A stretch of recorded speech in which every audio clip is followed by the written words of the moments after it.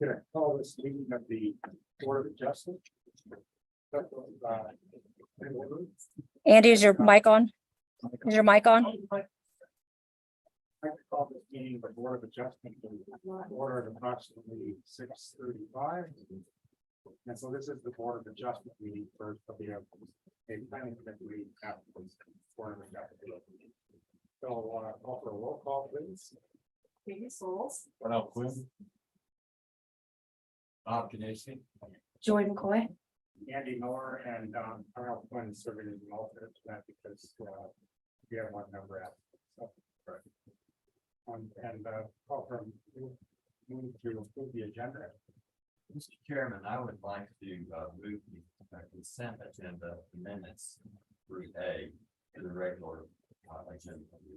Just for a feedback. That's fine. Yep. In 2018. Okay. should we move it to the end? Yeah, let's move that. Yeah, let's move to the end. I think that please. Oh, Yeah. I'd like to move on. That's not putting it up. Consent agenda is moved to the end. I'll second. All in favor? Aye. Any opposed? Thank you. I don't think the microphone. I don't think our mic's working that well. Might have speaking some pretty, Better move it closer. I'll try to do this. How's that? That's better. Let me know if I'm too loud. I have that problem. if we have, RAB guys can open. Okay, so I have a motion to open the public hearing regarding Meyer, Ski Broker, and Summerall pay variance. Three different actions. Still not loud enough. See the back. I didn't think any might. Just. It's not, Just pull it in closer. yeah, I'm talking to it. There you go. That's good, let us know. So call for a motion to open the public hearing for these three items, Meyer, Ski Broker, and Summerall height variances. So moved. Second. All in favor? Aye. Any opposed? Thank you. Okay, so the legal publication notice was provided in the packet. And Will Charles from Baseline will present the staff report on these requests. Good evening. Good evening. Can everyone hear me? Yes. Just a point of clarification for that motion. So there actually are 4 parcels. 2 of them are both Myers, but there's 2 different lots. But other than that, I'll go ahead and jump into my presentation. And bear with me, I'm working on one screen tonight, so everything's a little more difficult to get to.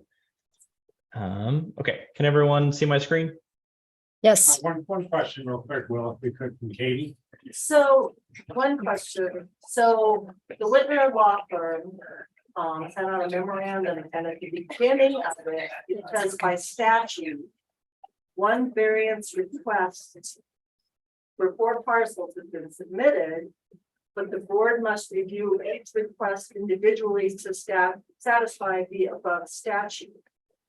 So my question is, should we be reviewing all 4 at one? Yeah, that's a good question. I think for simplicity's sake, the part that's really important is when you're considering these parcels, you should consider them each individually on their own merits. And then when it comes to voting at the end of the public hearing, that each of those are individual to each parcel. So I think you can, hear information on each and have the public hearings be combined into one entity, just for simplicity's sake. But whenever you're considering the criteria, that should be for each individual parcel, and also your vote should be for each individual parcel.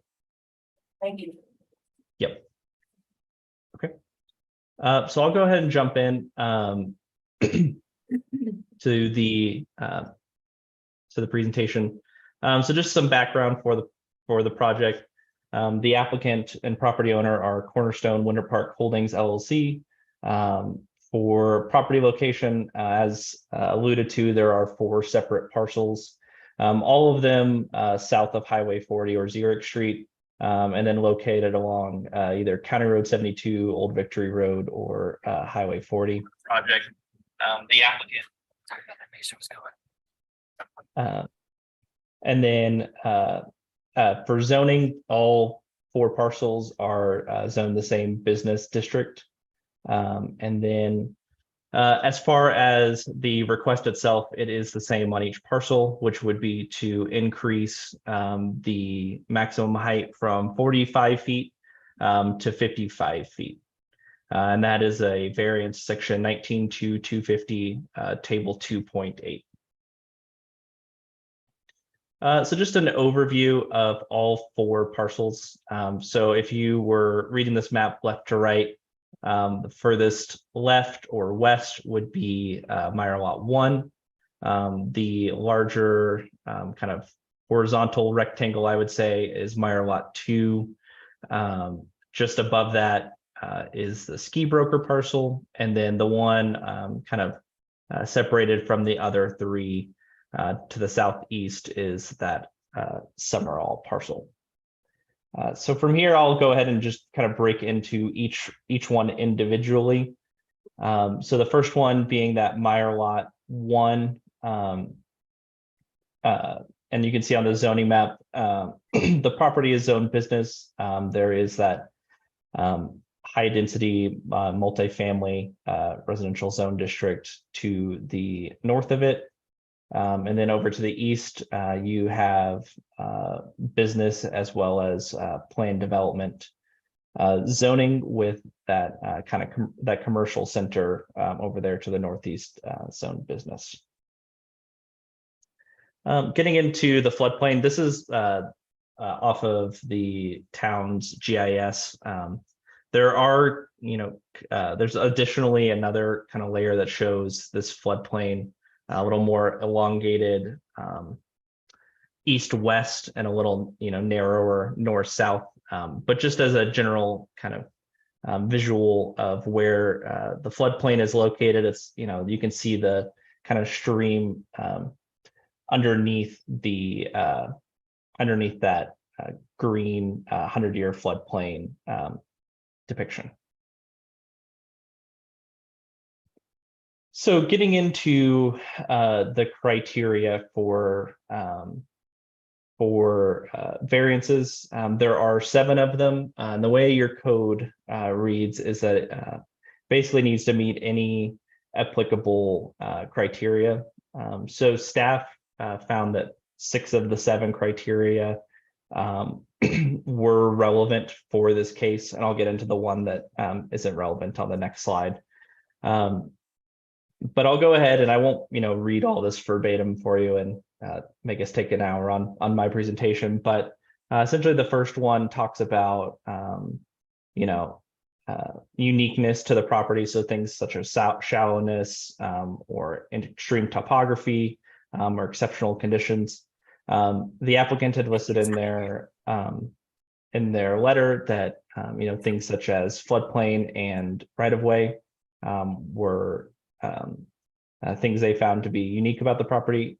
Staff's interpretation is that the property is a little over 11 acres in size, and the floodplain only covers a small portion in the northeast corner of this property.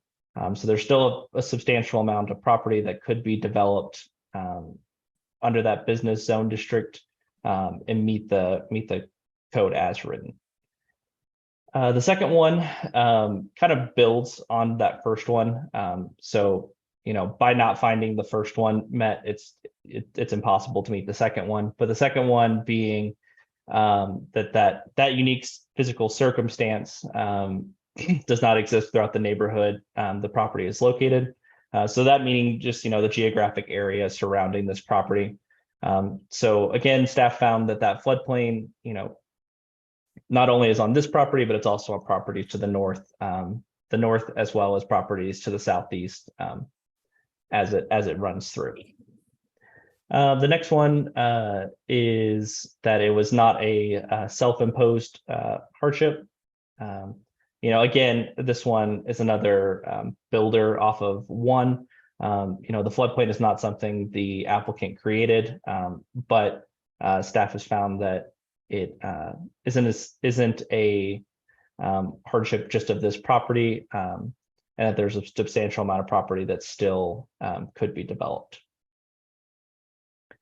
Fourth criteria being property could not be reasonably developed with the provisions of this chapter. So again, that's kind of what I've mentioned before.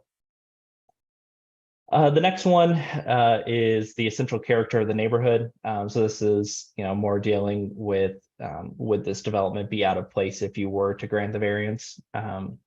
Staff found that this one didn't have any issue with the applicant meeting this criteria.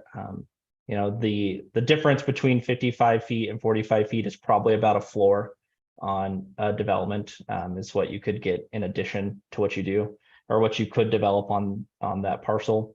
And we found that it wouldn't necessarily look out of place or out of character in that development. The next one being the variance if granted would afford relief, not detrimental to the purpose or intent of the town comprehensive plan. And so staff did find that the applicant, with 10 feet is probably the minimum you could ask for to get additional density or height to your development. However, this one kind of goes back to the same idea as one, where staff did not find the unique physical condition aspect of a variance had been met. And then the last criteria is the one that staff did not find to be applicable, which is relating to a variance that would assist with a person or persons with disabilities for some reason. And so for that reason, staff did not find that it met the criteria for this Meyer Lot 1. And so our recommendation would be denial on that one. I'll go ahead and go into the next ones. And then, let me know if there are, questions. I think a lot of these will be kind of redundant as far as our analysis of the criteria. So I'll kind of try to be short with them, but let me know if there's anything that I need to provide more detail on. So the second one being, well, yes, just to be clear, the red shaded area, we're talking about just the area within the yellow boundary. The red shaded area is business zone, right? correct. And I'll note on this one as well, and the ski broker one, the line might not be exactly where it is, but it more or less is that property. These were drawn on top of it, so it could be a foot or so south or north of that, but more or less that's where those property lines are between the two parcels. Yeah. So Meyer Lot 2, if we're looking back at that geography, you'll notice the same commercial center directly to the north of this property. Meyer Lot 1 being that kind of red portion over there to the left. And then you can see Highway 40 over there on the northern or above this parcel. So similar to Meyer Lot 1, this one does have a floodplain that crosses over a portion of the property. And then this one additionally has right of way that is not dedicated at the moment, but the intent is that the property would have dedicated right of way for John's Drive, which you can see more or less where that would be with the road used for, I believe, construction and things like that of that nature at the moment. So you can see that going through there. And so those two encumbrances are on this property. Okay, so getting into the criteria, very similar to the first one. Staff did find that there were that right of way and that floodplain do exist in the property, but there are still portions of the property that you could develop. And again, that there's not really, a topographic, narrowness or shallowness or things of that nature to this property, where you couldn't develop the other portions that are outside of those two things. The next one, again, the staff did find it, this floodplain is throughout the district. This is the only one with that right of way requirement. However, it has the floodplain is the same on this property as well as the other ones. The self-imposed hardship, again, this is similar to the other one where, the floodplain is an existing condition.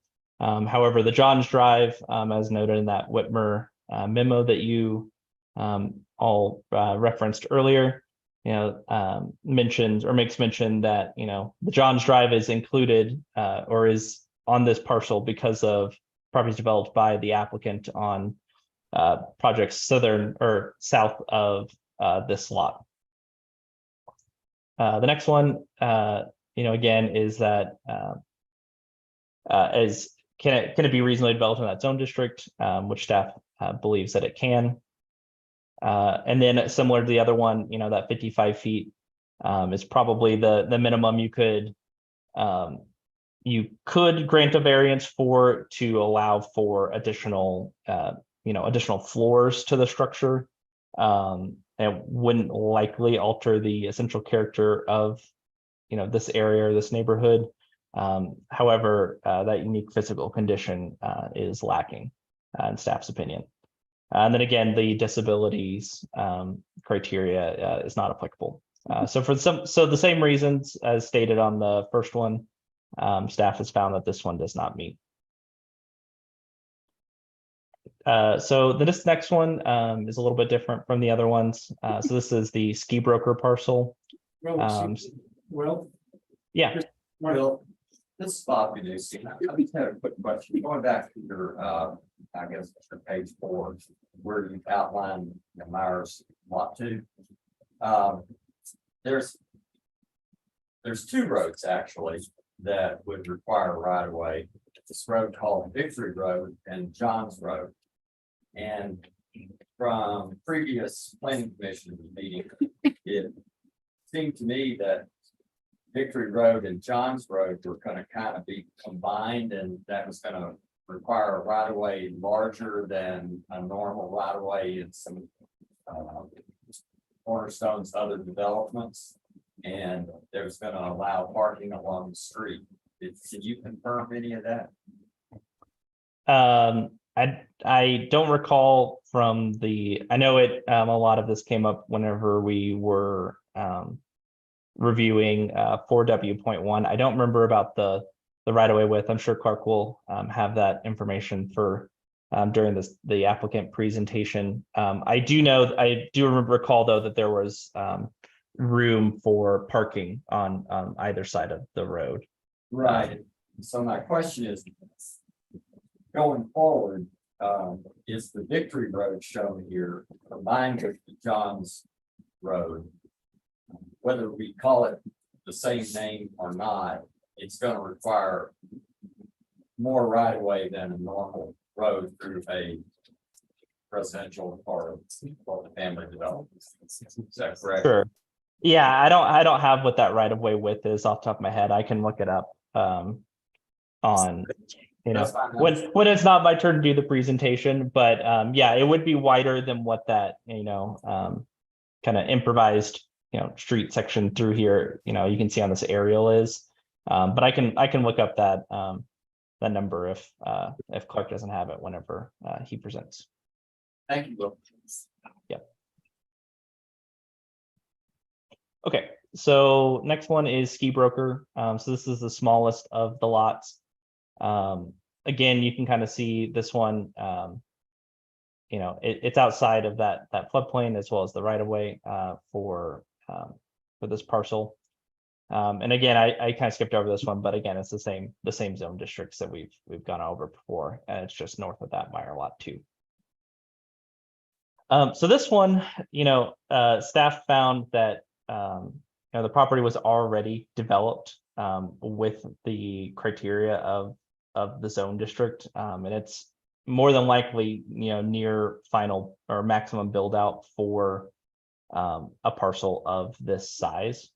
And so for that one, staff again did not find that the first criteria, had been met for this property. And then, the next one goes into, sorry, go ahead. Okay. So then for, again, 2 and 3, it talks about, self-imposed hardships as well as it, not being something that's throughout the district. Again, because we didn't find that it met criteria 1, we didn't find that it met either of these 2 criteria, as they go kind of hand in hand, where if you can't meet 1, you really can't meet 2 or 3. Again, for 4, this property is already developed, and it is in that business zone district. For similar reasons that we stated in the previous ones about, more than likely a 55-foot height variance wouldn't alter that essential character of the neighborhood, and it's likely the minimum, if you wanted to add additional. And for the same reasons, staff is recommending denial. All right, getting into the last one. So this is the Summerall parcel. So if we're trying to keep with our geography here, the little bit of red to the northwest is that Meyer Lot 2. And then you can see Highway 40 over there on the northeastern or top right of the picture. So this one, you can kind of see the floodplain, and this is why I kind of mentioned earlier, that there are different floodplains, and this is just off of your GIS layer. You can kind of see that there is a stream that goes closer to the Summerall property, as well as the one that this floodplain kind of is shown underneath it. As you can see, there's, this one shows 15 to 20 houses that are in the 100-year floodplain. The floodplain, more than likely kind of actually is closer to the actual width of that stream, as well as the one that extends over closer to this this parcel as highlighted. So for both of those, though, neither of them touches the Summerall parcel or the parcel that we're talking about with the variance today. So a couple questions about the mapping. Yeah. So the business zone, is it just this parcel around it, or is this residential around this Summerall parcel? Yeah, so everything that surrounds this parcel, so the one highlighted or circled in yellow, is, I believe, residential. So it varies in density between, single family, condominiums, things of that nature. But they are all residential, and they're all part of the planned development for that area.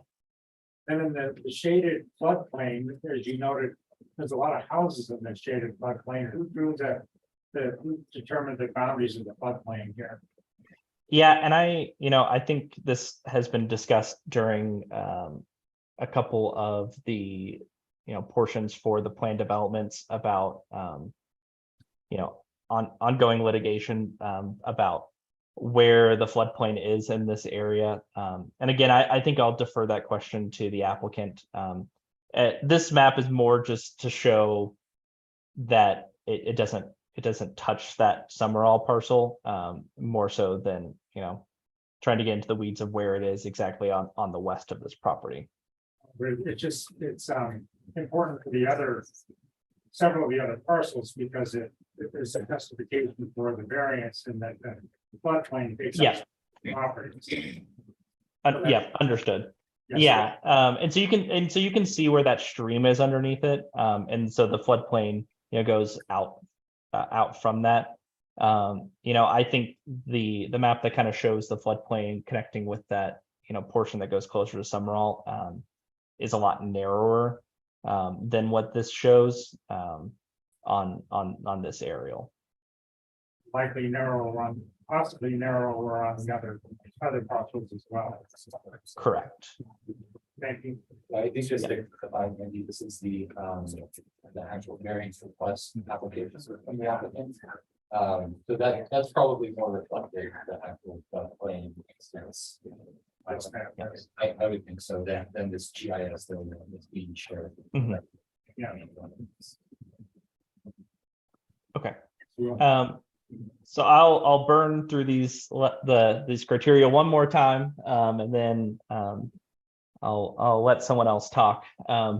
But so this last one, as mentioned, staff didn't find unique physical conditions. Property is about 5 acres in size. Again, because staff didn't find that it met 1, we didn't find that it met 2 and 3. As far as number 4, we believe that it could be developed under the criteria of the business district.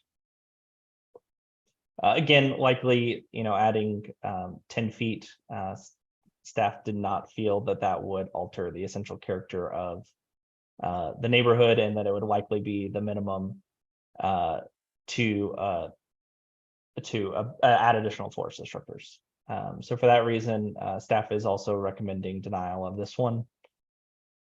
Getting into just some details, this was published in the Middle Park Times on September 14th, and then letters were mailed to neighboring property owners on September 12th.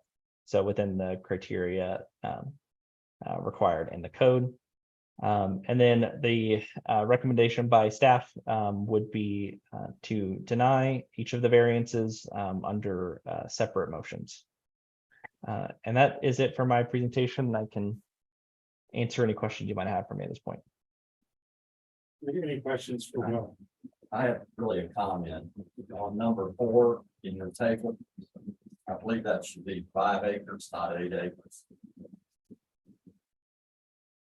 So Summerall is 5 acres. Myers Lot 2 is 8 acres. Correct, but if you go to your table for Summerall, number 4, you said the property is over 8 acres. Understood. Yeah, but that would be a typo then. Summerall is 5. Yeah.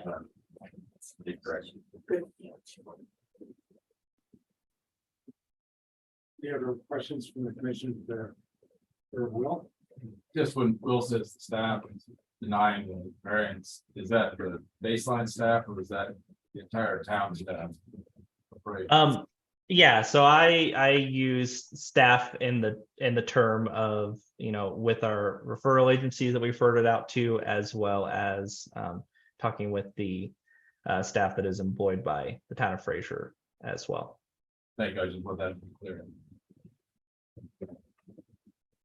You always have a staff recommendation on these, so. Yeah. Any other questions for Will? Okay, do we have a hesitation from the applicant?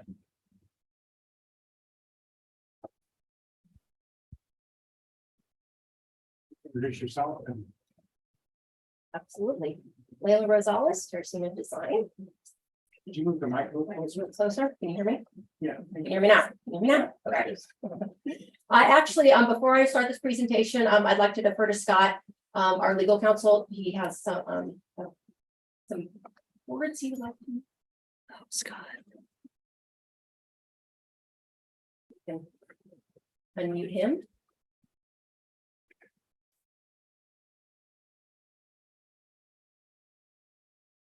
Scott, can you unmute yourself? There. Yeah, now I'm unmuted. Thank you. Mr. Chairman, members of the Board of Adjustment, thank you. My name is Scott Albertson. I'm with the law firm of Holly, Albertson and Polk. My address is 1667 Cole Boulevard, Suite 100, Golden, Colorado. I represent the applicants in this variance request, the 2 applicants, Cornerstone Winter Parks Holding LLC and Ski and Board Broker LLC. On behalf of our clients, yesterday morning, first thing yesterday morning, Ms. Rosales made our the applicant's professional planning consultant made a request for continuance of this hearing from September 27th today to a November meeting date. That request was presented to staff. The response was that staff had been advised, or was advised, that it had been discussed with town staff and the Board of Adjustments, and that, quote, it was best to keep the meeting on track. The reason that we requested a continuance is because Mr. Lipscomb, Clark Lipscomb, the principal of both applicants, is out of state and unable to attend in person the Board of Adjustment hearing this evening. Likewise, given the legal issues that were raised by Mr. Whitmer's memo that appear to have been relied upon by staff in their analysis, I was unable to attend the meeting in person this evening. We believe that it would be beneficial and appropriate for both of us to be present in person in order to hear the proceedings, understand and hear the questions, which are difficult to do. It's difficult to do remotely.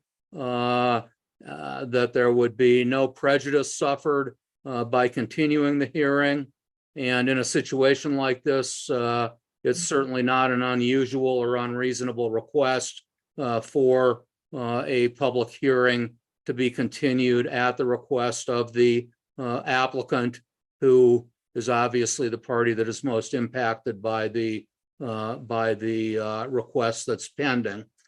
We did not receive any formal action on that request, and we would ask respectfully that you act upon the request to continue a hearing. That's your decision, and we would request that you do that to a meeting date in November when Mr. Lipscomb and I can be present and when we are able to address more thoroughly all of the questions and issues that are raised both by staff and by you as a board. So before we proceed with any presentation, we would ask that you consider our request for continuance and have a vote on the same, so we know that if you've decided that there shouldn't be a continuance of this hearing, that's your decision. It's not a decision that is communicated to us without understanding who made the decision. Thank you. Excuse me, this is Commissioner Joy McCoy. I just have a question of when the request for a continuance was made. The request for continuance is made, as I said, first thing yesterday morning, and in that request, we indicated that if there was a need for renotice or further notice, that we would do that and absorb all the costs associated with that.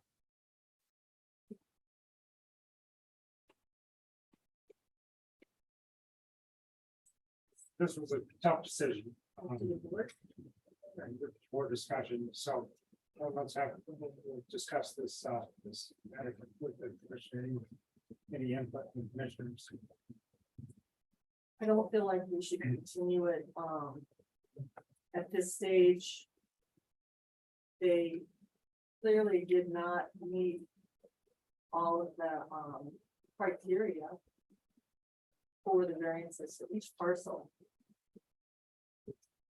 Kind of a slam dunk on that. So for me, that's the big one. And it was last minute. And I don't think anything that's presented to us is going to change that out. With those variance review criteria. I also think that it's important to respect everyone's time here that came from the community, and that would be a factor in me not thinking the continuance is a good idea. Yeah, I mean, by the annual legal notices were printed, this meeting was carefully organized, time was put into this.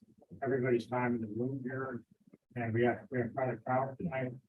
I think we have to at least discuss this, and move ahead with this at this time, would be my opinion as chair. I'd just like to say that it's not unusual for, say, a planning commission meeting, in discussions, when it looks like the applicant hasn't done a good job of answering everyone's questions with their paperwork and presentation. We sometimes allow them to ask for the continuance on the spot and allow them to punch it down the road another month or two, in the hopes that when they come back, they'll have everything resolved to our satisfaction. I'm just bringing that up because there is precedent for us doing it. Right. Well, it's actually, this is the Board of Adjustment, the planning commission, which is very precedent at that level. The Board of Adjustment is a little unfamiliar to all of us. It hasn't been that since 2018. Its scope is pretty narrow and is defined pretty well by staff tonight. Well, The Board of Adjustment. Go ahead. sorry, I was on the 2018. We can continue meeting. We don't feel like we have enough information on this outline question that we're uncertain about. We can say there was connected to the public chance to hear everything. We respect them, because yeah, they're trying to get their street, it may not be my. But if there's good reason to continue, we have to. Sure. Mayor, I think Margaret Bowles is online. That's changing things. So, Yes, yeah, let me, Is Margaret attending tonight? she's attending remotely. Hmm. We didn't keep her up. she, Sorry. Yep. Didn't I yeah, see Margaret stay? Margaret did join the meeting a little later, but she is online. I've made her a co-host. Margaret, can you hear us?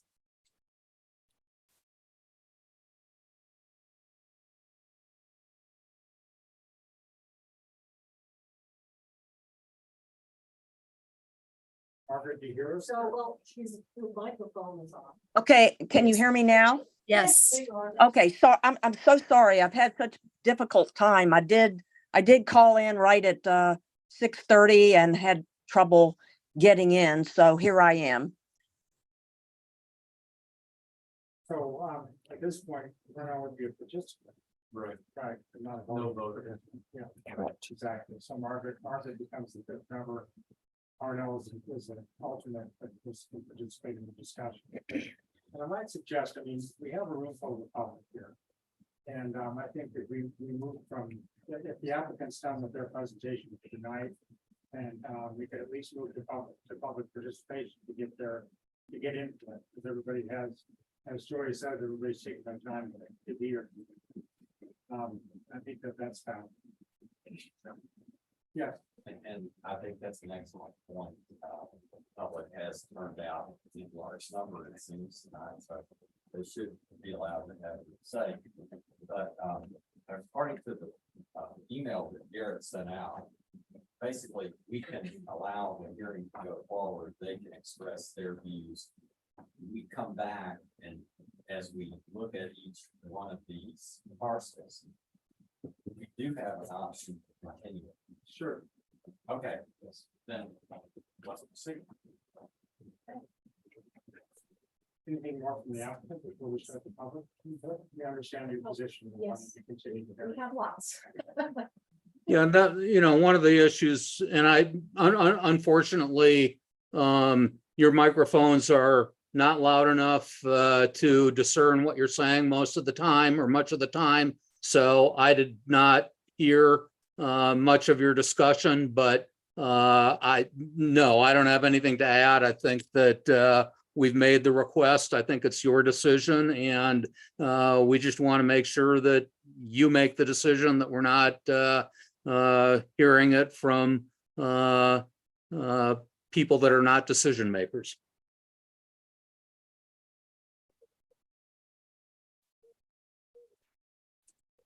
Anything more from the applicant? Yeah. More. There, definitely more. Scott, can you start us off? Pardon? Can you start us off? Sure. Discussion? So part of what Layla will show you and provide to you are 4 alternative resolutions that contain and summarize the criteria that support the grant of a variance on each of these 4 parcels. We agree each of the 4 parcels need to be considered individually. We agree that the conditions on each parcel vary to some extent. We agree that there is some common, or we believe there is some commonality between the parcels.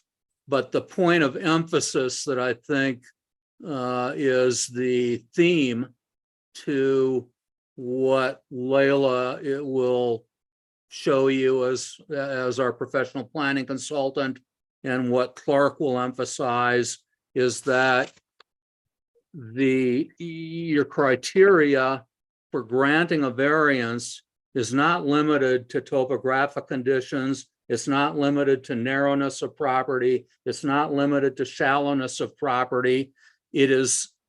Variances are appropriate where there are unique conditions. You can disregard the physical circumstances statement. It says unique physical circumstances or other conditions. And a lot of our focus in analyzing this is based on the other conditions, the density, the zone density that is allowed on each of these parcels for residential purposes, and the difficulty, if not impossibility, in achieving those zone densities in a quality, developable fashion commensurate with the standard that's prevailed in Grand Park without a height variance. In other words, the building footprint area occupied on each of these parcels, if they are developed in accord with their allowable density, will be increased to a large extent with a 45-foot height limitation. The building footprint area will be decreased significantly if a height variance is allowed to allow that density to occur on the 4th story of buildings versus spread out in building footprints for 3-story buildings. So there are other conditions that are unique to these properties. It does partially include the floodplain. It does partially include the right-of-way for John's Drive, or the elimination of that right-of-way if Meyer Lot 2 is developed at a 45-foot height.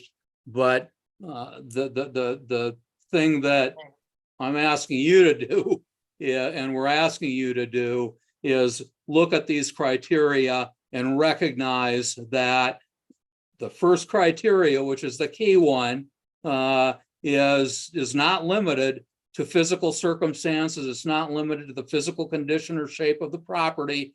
It is expanded beyond that to whether are there unique circumstances. And we don't think that your staff, or your unique conditions, we don't think your staff report has looked at it in the fashion that it should be analyzed. And with that, I'll pass it on to Layla.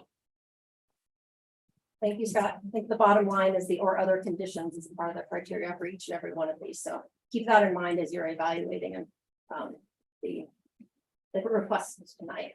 So I've got a presentation. I'm actually, if you can unmute Clark too, he and I are going to kind of go back and forth as we walk through this. And it's not long. But Clark does have some input on this as well. So Yep, he's a co-host. Perfect. Clark, are you unmuted? I'm unmuted. Perfect. Okay. The first slide here, you've seen this already. Wait, it's not showing up. Oh, there it goes. Delay in technology. The first slide that you're looking at, really, you've kind of seen this already from staff. This kind of shows the 4 parts we're talking about in context with Grand Park, as well as, I think what key here is context with the town of Fraser and the development of Old Town Fraser. And we can come back to this and reference this as we go forward. Clark, do you want to? Yeah, hi, everyone. I wish I could have been there in person. I much prefer being there in person. As you guys know, I'm at most of these meetings, and sorry that I'm having to do this via Zoom. I want to kind of add on to what Scott had. This is about quality design and not hamstringing something with 45-foot height that frankly can be better at 55 and have no other implications. In fact, be probably superior with the height variance. And that's really what this request is about and what this presentation is about. The density, we're going to build the density of these properties out in full. We're not asking for a density increase. We're not asking for a change in open space. The presentation by Will Charles was horribly flawed. That frankly, for a professional engineering firm that's paid by the town, what that presentation shows is a whole lot of misinformation, lack of knowledge of our community or understanding. The floodplain that was presented is in no way, shape, or form accurate. I want to be extremely clear on that. There's a FEMA LOMR on record for all of Elk Creek. And you would think that the town's staff memo would accurately reflect that type of information. It's interesting too, the contradiction that I see between the Victoria Village project the town itself processed in February on 10 acres of pristine meadow on the north edge of town, St. Louis Creek running through the middle of it, with a big wetland through the middle of it, next to the Fraser River. And they increased their density and increased their height to 55 feet. Now I understand the room's full. I can't see who all is there. It was interesting. None of y'all were at those hearings. And I was at those hearings. But it's strange to me that the staff could do an about face in 6 months when it's not the town's project. So with that, what we're trying to do here is frankly avoid what I've heard from a lot of people in town. They don't like the buildings going up across from Fisher's Bar. They're too lineal. They're, the height of those is 45 feet. They're weird looking. What you get with a 4-level building in a 45-foot height is a flat roof that's going to be awkward, short ceilings in the units, and it's just not quality design. And the difference between a 45 and a 55 in scale from the street is not noticeable in any of these locations. Mind you, these are heavily impacted by the Murdoch Center. Frankly, the railroad that sticks way out of the ground, the highway that's elevated. And our intent here is to have fewer buildings with smaller footprints so the buildings can be articulated, much like the condominiums we're building now, as opposed to big, wide, long, elongated buildings that use every inch of the ground. And I want you to understand the open space requirements, which we are not asking for any variance changes on the open space requirements. The floodplain area, the Elk Creek corridor that we tried to put in a conservation easement, those areas satisfy the open space. So every inch of these parcels could theoretically be developed with 45-foot tall buildings today, much like what you're looking at on Layla's screen. But we would frankly prefer not to do that. We would prefer a 55-foot tall building with a nice sloped roof and one that has a little bit smaller footprint. And in the Summerall case, we actually end up with fewer buildings in that one. And we've already submitted a sketch plan to the town. You'll see it in Layla's presentation, but we'll cover each one of these individually, but this is about quality of design for our community, not having 8-foot ceilings or 9-foot ceilings, but rather having 10-foot ceilings, having roof forms that work good in our environment as opposed to big flat roof forms. And most importantly, using the horizontal land that's available in a way that is beneficial to everyone and frankly keeps some openness amongst the building rather than one long lineal building along Highway 40, which is what could happen on Meyer Lot 2 today. So that's what this is about. That's our goal. There are a lot of impediments on all of these parcels. They are all 4 unique.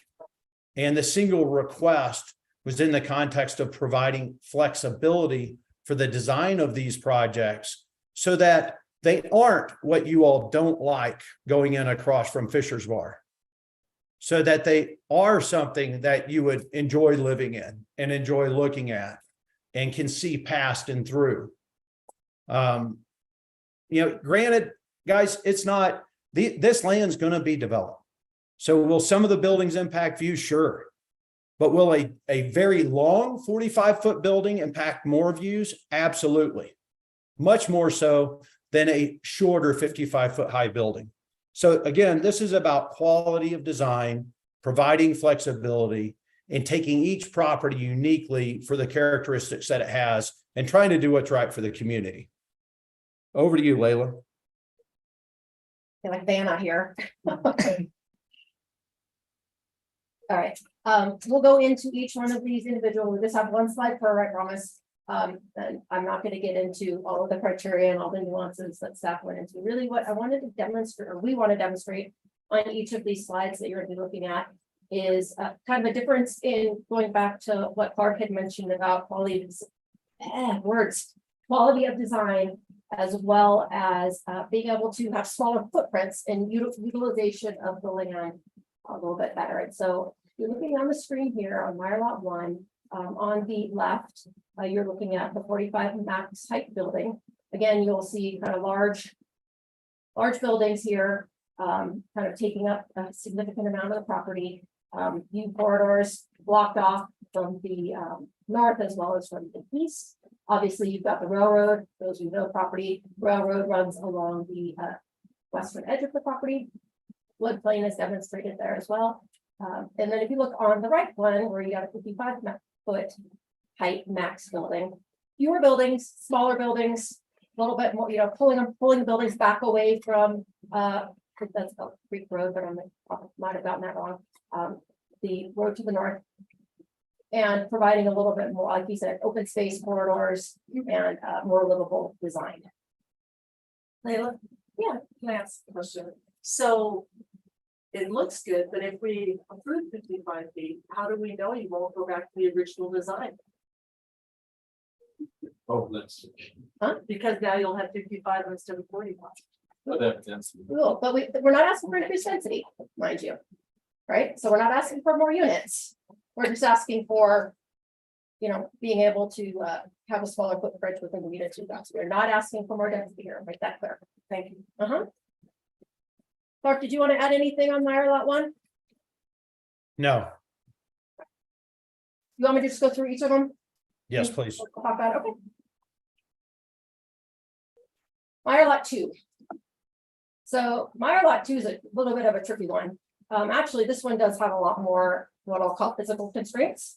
You'll see the floodplain there. And then in addition to that, all the pink that you kind of see running through and around the site there are various easements as well as the road. So you know, John's Drive, and Clark will speak to this a little bit more, does bisect the parcel. So you kind of end up with these two funky, narrow kind of lots on either side. And so what you're looking at here on this screen, on the top is a diagram where, you know, we've got 45-foot height max buildings. Putting John's Road through that lot just doesn't make any sense for us anymore. And, you know, in order to meet the density requirements. So, you know, this shows, you know, a big building that kind of runs through the parcel itself. Again, while the parcel is at 8 acres, the developable portions of that are much less. On the bottom there, you'll see 55-foot height. Again, with that, we can beat the density, let John's Drive go through, smaller buildings, a little bit more variety on what you see from both the creek as well as from Highway 40. Yeah, and I think I'd like to add, on this particular property, this one is very complex. This and Meyer Lot 1, both, for those in the audience that don't know, was formerly known as Forest Meadows Solar Subdivision. And some of you may live in Forest Meadows Solar Subdivision. I bought the remainder of Forest Meadows Solar Subdivision in, I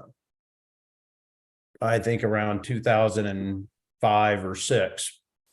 We rezoned it at that time. And this point is this connection, John's Drive wasn't required. They're separate parcels, separate projects. And we rezoned that. And at the time, the town wanted big boxes. And you can see on old sketch plans, big box retail, a Super Walmart, a Home Depot on either side of what then was the Alco Center, formerly the Safeway Center. And today, that's not happening with me here. I'm not interested in having those facilities here. I realize that has an implication for the town sales tax, but I think what we really need is residential development. And our zoning that it was rezoned to allows for residential development, and that's what we're trying to do. This, what I would characterize the top building as being a barrack or a dorm type building is really what I would prefer not to build. And that would eliminate John's Drive, that today is a licensed road that we constructed so that the bus service could go through there. And unfortunately, it would have to go away in scenario 1 above. Scenario 2 below at the bottom is much more preferable from my perspective.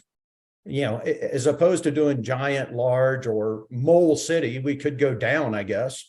I think the 55-foot scenario presented in option 2 is a far superior design and takes into account and works around the many impediments that, yes, some are self-imposed, but they can be unimposed, John's Drive connection. And some we can't do anything about: floodplains, electrical easements, existing water and sewer easements, etc. But they work well with the second plan at 55 feet. I'm confused here. I thought from the elevations, we were talking about 4 stories in either case, but we're talking 4 versus 5 stories, 45 and 55. No, 4 stories. The difference is the flat roof versus the peak roof. Well, why so much more square footage required in buildings if you're not getting an extra story? So, There's not more square footage here, Andy. well, then why can't you do a flat roof building? We can. Yeah. Do you like the flat roof building? That's the question. We can do a flat roof building with 8-foot ceilings like the project being built across from Fisher's. That it's that plan on steroids. So, I mean, I'm just telling you, sure, we can do a flat roof building there. We can do that on all of them. But is that really what everybody wants? I mean, if that's what you want, then that's fine, but don't complain about the architecture when you don't like. The question was, with 4-story buildings. Andy, I can barely hear you. Would you mind getting close to your microphone so we can hear you? Because I have a hard time hearing you. This was Or yell. yeah. Okay, we have 4-story buildings in either the first or second scenario. So with it, why can't you do the second scenario with flat roof buildings. Why does it have to be this barrack style building if we don't go to 55 feet? We need the bigger footprint in order to make that work. Andy, these smaller separated footprints, we lose square footage out of these.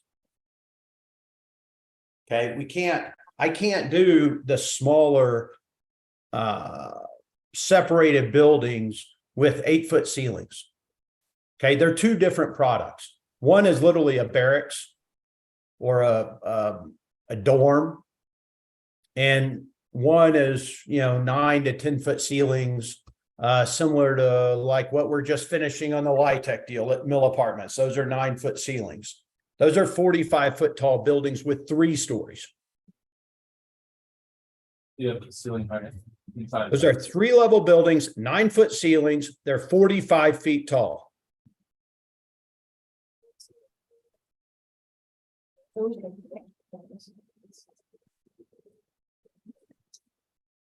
Moving on to Ski Broker. I don't have a site plan for Ski Broker. It's, obviously a smaller site right now. I think the thing as far as its conditions that make it unique or different, you can kind of see it's just a funky shape. It's this weird triangle piece. It's got some easements in it. It's less than an acre. It really becomes difficult to be able to achieve the density that we're looking to do, especially if we want to do some residential attached to this, which is something that we're considering. On this one. Clark, do you have anything to add? Yeah, this one came about, this property was under contract to sell after we redid the building. It was going to be a medical facility with an added-on surgery center. And the evolution of that, it ultimately didn't sell. But the site plan and the surgery center footprint introduced a really interesting concept for something I'm pretty passionate about, which is our need in our community for long-term rental housing, workforce housing, apartments. And I came up with the idea of let's do the residential density allowed on this lot immediately adjacent, attached to the building that we redid here in the footprint that we laid out for the surgery center, and 4 per floor. In order to do that, we need the flexibility of the 55 feet. Very cool concept. Would create 16 units of apartments. And I think, that's a good plan. Without the height, we're probably doing 12 apartments. And in addition to that, you guys know that this is kind of adjacent to Meyer Lot 1, and they can and would develop, hopefully together or some that. And so having one at 45 and one at 55 just makes things a little bit more difficult if we want to expand and do some of that housing opportunities that Clark's just describing. Well, how tall is the current building there on that piece? How tall is the Ski Broker building, Clark? I think the barn piece that I added, the tallest peak is like 38 feet. But I don't know exactly off the top of my head, but I recall I think it's under 40. I think it's around 38 feet.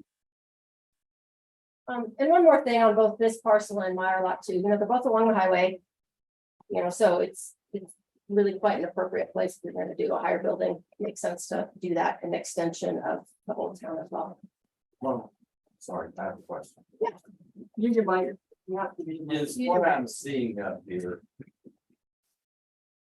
the shape that you would like to build at 55 feet, or is that the existing structure as it's built now? For Ski Broker, that's Yeah. that's just an aerial of the existing structure. Okay, So I think that's that's all the existing structure that you're gonna add on got to it.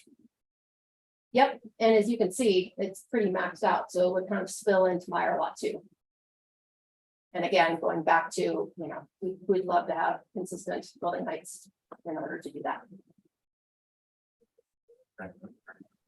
And excuse me, increasing the height of that parcel to 55 feet would also increase the density of it. No density. We are not asking for density. Not at that on any of them. They're not asking for any density increases on any of these. These are only building heights. Okay, thank you for clarifying. Yeah.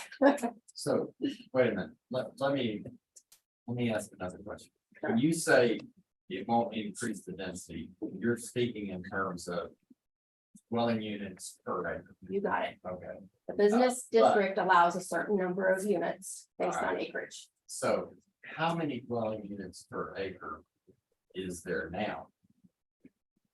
As it's built. There's zero Yeah, now. we What have, you're gonna do, we have- you're gonna increase the footprint to get 20 units per acre. you got it. Okay, because what you have there now doesn't, I believe, there's two units above Ski Broker. Is that right, Clark? That's right. There's 2 apartments on top of Ski Broker. But we are not asking for an increase in permitted density for any of these. okay, that's the key word. You're not asking for an increase in Permitted density, that's right. Although with some of these schemes, you will be increasing the density on each one of these parcels to your maximum 20 units per acre.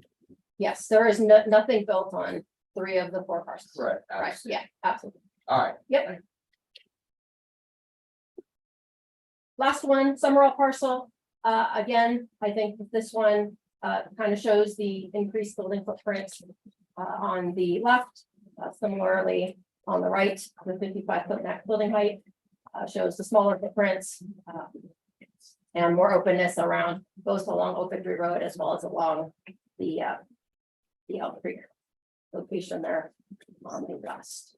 And Leila, correct me if I'm wrong, the project on the right's 96 units and it's currently pending a sketch plan at the town Correct. for 55 feet. You got it. That's correct. So the alternative is the one on the left that we did not submit, which would be 100 units. So that's all. I just had one slide for each of these parcels that we're talking about tonight. That kind of concludes my pictures. Clark, did you want to say anything else, or Scott?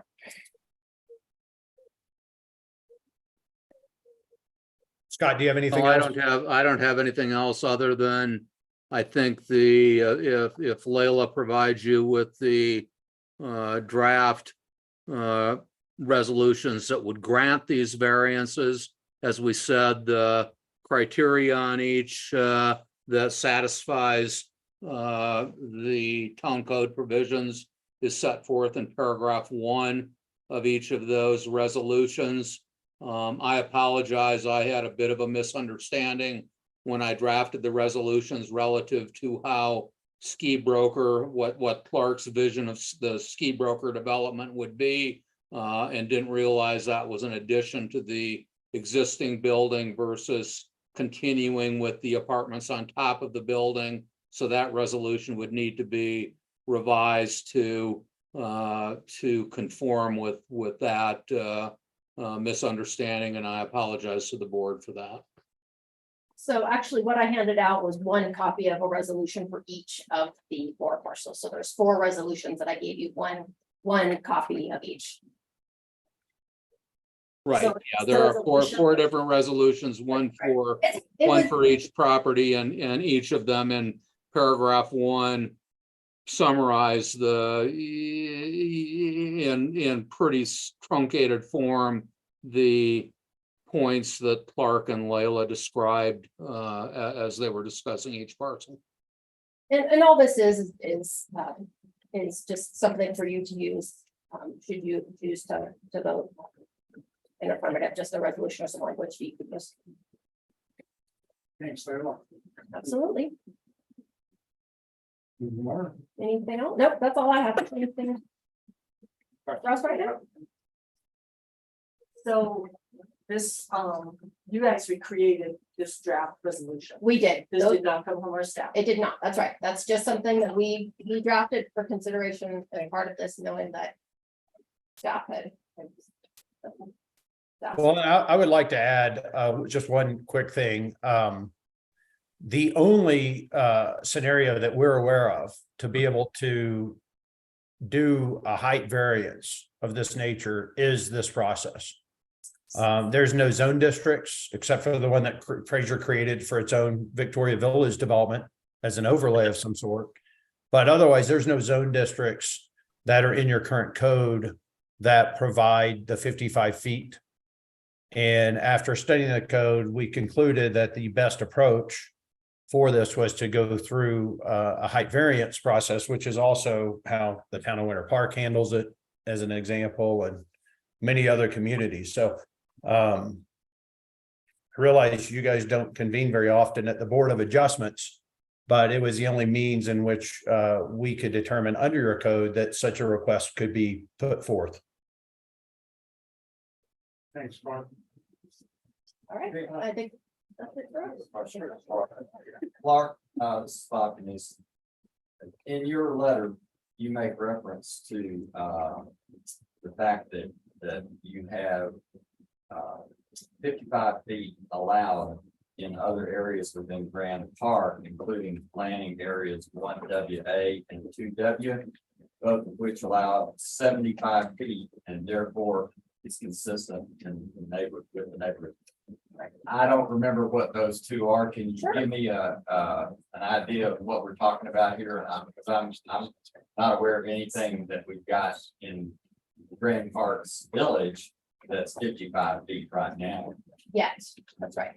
Yeah, the zoning is what she referred to in that letter, Bob, and the south end, as you can see in this image, the front row along Highway 40 and the PDD is set at 55 feet.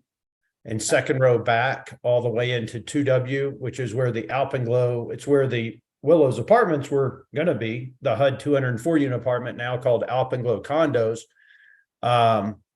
From the front row on 40 back through 2W is a 75-foot height in the PDD zoning. Similar heights across the highway in Rendezvous. But you guys no longer have the PDD zoning in your code. Rendezvous and Grand Park are somewhat grandfathered in the current code. And therefore a zoning change request to do something similar on these 4 parcels isn't an option under the current code from our interpretation of the code. And Clark, the apartment, before you go, the apartments you're building on Mills Avenue, Mill Apartments, the low income housing that you're building, 60 units, are those 45 feet? Those are 45 feet. Thank you.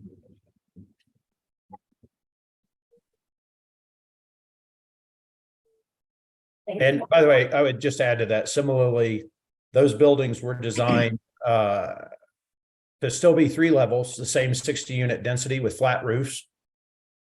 And the county far preferred the designs that you all can see out there now, and approved a variance also through the Board of Adjustments for 45 feet for the mill apartments from the 35 feet, primarily due to the fact they thought the one flat roof buildings were kind of awkward looking, particularly in that location, and didn't create the same nice living spaces that the buildings that are out there have with the 9-foot ceilings. Okay, thanks, Clark. So we'll move on to the public comment. Any more questions? Andy, can I make a quick comment? Yeah, sure. This is Michael Brack, Fraser Town Manager. One point of clarification that I think should be made. There was some question about why he's going for the height variance request. Ultimately, as a developer, Clark and his company, they are looking for a return on investment for their properties that they want to develop. They're showing the option A, which is based on the current zoning, that shows the footprints, and they discuss the architectural, the flat roof type of architectural preference that'll be used in those buildings to make them get to the height so that they can get their return on investment for the density that's allowed on those parcels. And there was some confusion, I think, about, or maybe just we need a point of clarification about approving a height variance that would have smaller building footprints, but higher buildings with the higher ceilings would, from what it sounds like, allow for the return on investment that they're looking for those properties, and arriving at the same or the different number of units per parcel. But I just think that needs to be a note. That's part of the request here is when you're looking at a return on investment, you're looking at your expense for your cost based on the current zoning. the larger buildings with flat roofs will help him achieve his return on investment. But they're going through this variance request process to looking for this height variance to have the value in those properties to be able to provide that return on investment with smaller building footprints. Clark, do I have that correct? Yeah, it's also important to point out, it's cheaper to go up than it is to go out, guys. So keeping footprints smaller allows us to build at a little bit lesser cost. And going vertical and allowing that additional height does create a better value. So on an overall investment perspective, like Summeralls is a great example. There's 96 units there, not 100 in the plan that we've actually submitted to you all for the sketch plan at 55 feet. The other plan, the alternative, will max it out at 100. Those buildings will cost more, won't generate the same returns, and frankly, they're not going to look as nice. So I just wanted to point that out. That's part of the large justification here that I think is just worth bringing to everyone's. There's been some question, I think, about the request in general and what it's for. So from the Board of Adjustments perspective, looking at what types of buildings you want in Fraser, I think is part of the discussion. Yeah, one quick question on process. I mean, all of this points to us trying to make a planning decision here without a plan. And Katie alluded to that. Is there any way to reorganize this process under the current town code so we're actually able to review a plat, see how this actually lays out, not just the sketches from the. So my understanding, and Garrett, you can chime in if you like to, is I believe a approval can be made with conditions, is my understanding. So maybe it'd be worth looking at allowing staff a chance to look at what types of conditions would make sense, because I know there's concerns about approving a height variance that may still have one large building at the approved height variance. So maybe I think there's a way that we can look at providing some conditions to ensure that those footprints are adhered to as presented in the presentation today. But a variance request can't come after a sketch plan has already been submitted. Right. Not true, or? Right, you need to have the height variance in place before you can bring forward a plat. Yeah. So that's why they're looking very much at showing you conceptually what this would look like between not approving a height variance and approving height variance. Okay. Any other questions? Public input?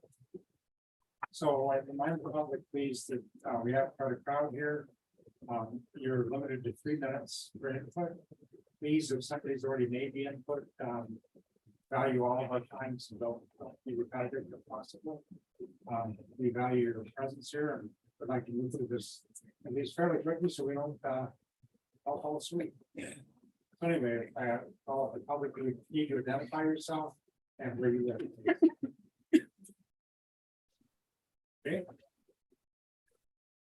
Hi, Robert Kaufman, 75 County Road 7312, Fraser, Colorado. And I will be very brief. I'll try here. So my comments are for all 4 requests. First thing, the lawyer stated that condition 1 was the most important. I don't see anything that would make it more important than the other 7, I think, that were there. And so all should be taken under consideration. You have overwhelming staff recommendations based on those conditions of denial on 5 of the 7 for every single request. I do feel that the applicant kind of showed contempt to the board, to all of us people who are here, and to the town of Fraser, by neither the lawyer nor the applicant himself being able to show up and only able to give notice that he couldn't show up till the day before. Good designs not required 55 feet. Good design can be 1 foot. It can be, it can be 1 story. It can be what else. There was language I felt coming from the applicant about how barracks, dorms, ugly things. He doesn't have to create that. He can create beautiful things within the rules that are laid out. If he doesn't want to, that's his problem, not ours. And then finally, in the end, who are you guys going to trust? Who are you going to believe? Are you going to believe what your staff judgment is multiple people doing things, or are you going to believe a man who has blighted our community with his styrofoam monstrosity when people first enter this town? That's all. Thank you.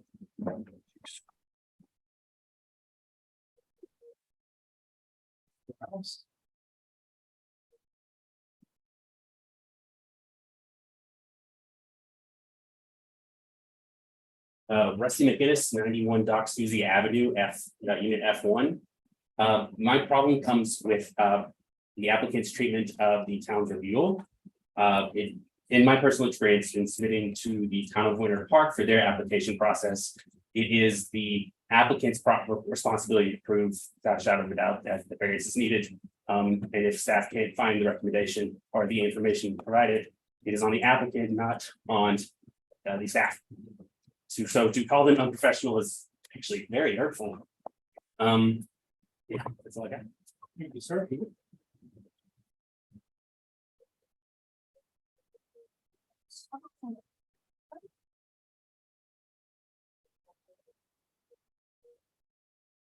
You guys hear this?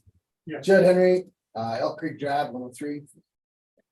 I'm not completely opposed to what the applicant is putting out there as far as density, and hey, you have this option of overbuild it, especially on Myers 2, where we would lose Jones Drive.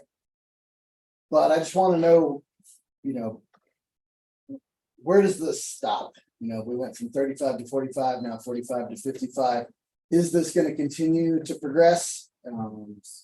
Or can we get some sort of guarantee like what Michael Brack was suggesting? Hey, if we give you 55 on this, so that you don't have to build and you're able to recover some of those costs, you don't have to build the barrack style. What sort of guarantee do we have that that's actually what will happen? And I think we have to look at this objectively, and sometimes it's easy for as many people as are in this room to come and jump on a bandwagon. And I think some of the points that Cornerstone side brought were good at not slamming buildings in on every square inch of a property. But I would like to see this commission ask for some sort of guarantee. Thank you.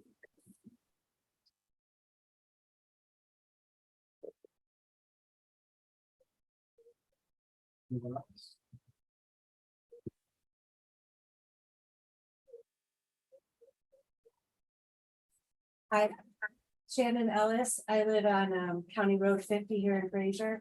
I just wanted to say that I'm here. I feel, you know, the builder says that there's no impact to our community, but I feel for me personally, and a lot of the people that I know that especially live near that area, it's more the view, the aesthetic value of living in the valley. We chose to live here for a reason.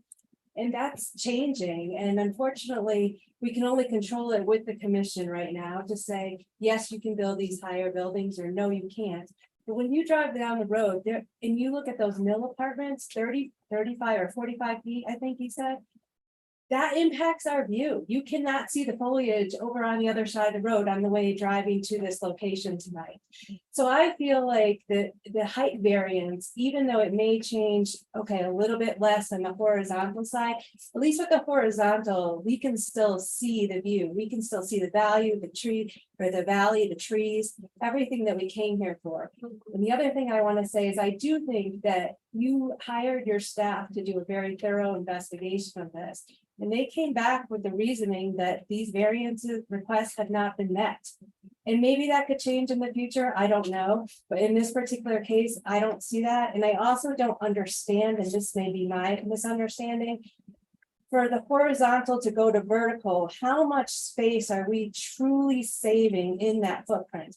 Theoretically, I understand it, but is it 5 feet less of a horizontal build to get an additional 10 feet and give everyone 9 to 10 foot ceilings versus 8 to 9 foot ceilings?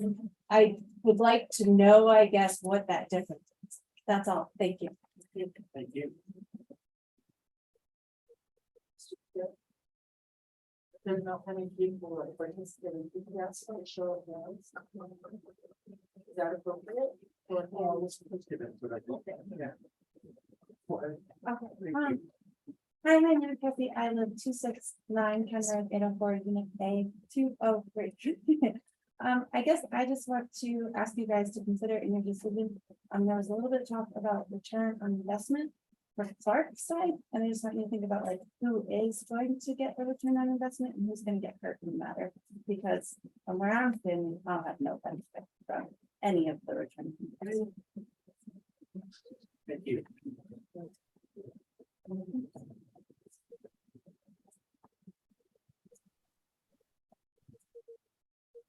Hi, I'm Brooke Brett, and I live a couple blocks over on 223, and I just wanted to back up her statement on, is our concern, Parks, return on investment? Yeah, it's, I think we have a lot more years and a lot more generations and a lot more things to think about here. Are we in a hurry? Yeah, the same.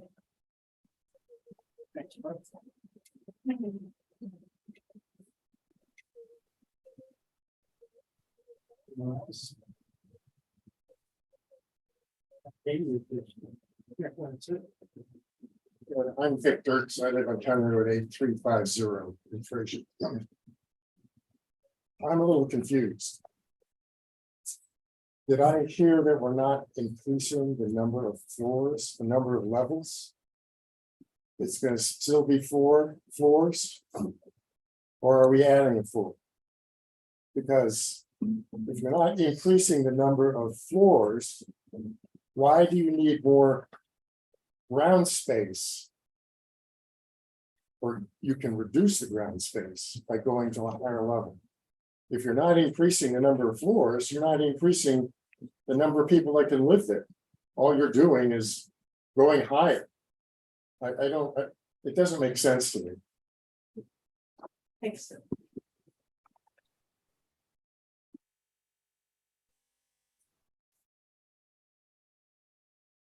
Any other input? Did you want to? Yeah. So this is fairly simple, but there's a big group. Wait, hold on. I'm sorry. I'm sorry. We need to also ask online if we have people that would like to comment. Yeah. I'm sorry. It's okay. Greg Betchler.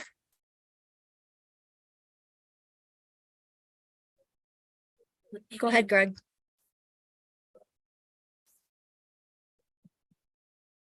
Oh, Nope. We can't hear you. Greg, did you unmute yourself or? He's unmuted. He's unmuted, but we can't. No. I'm sorry, Greg, I guess we're not able to hear you. Sorry, sir. No. If anybody else online that would like to speak, please raise your hand. This question in the chat. We don't allow chat. I'm sorry. Anybody else online that want to make a comment?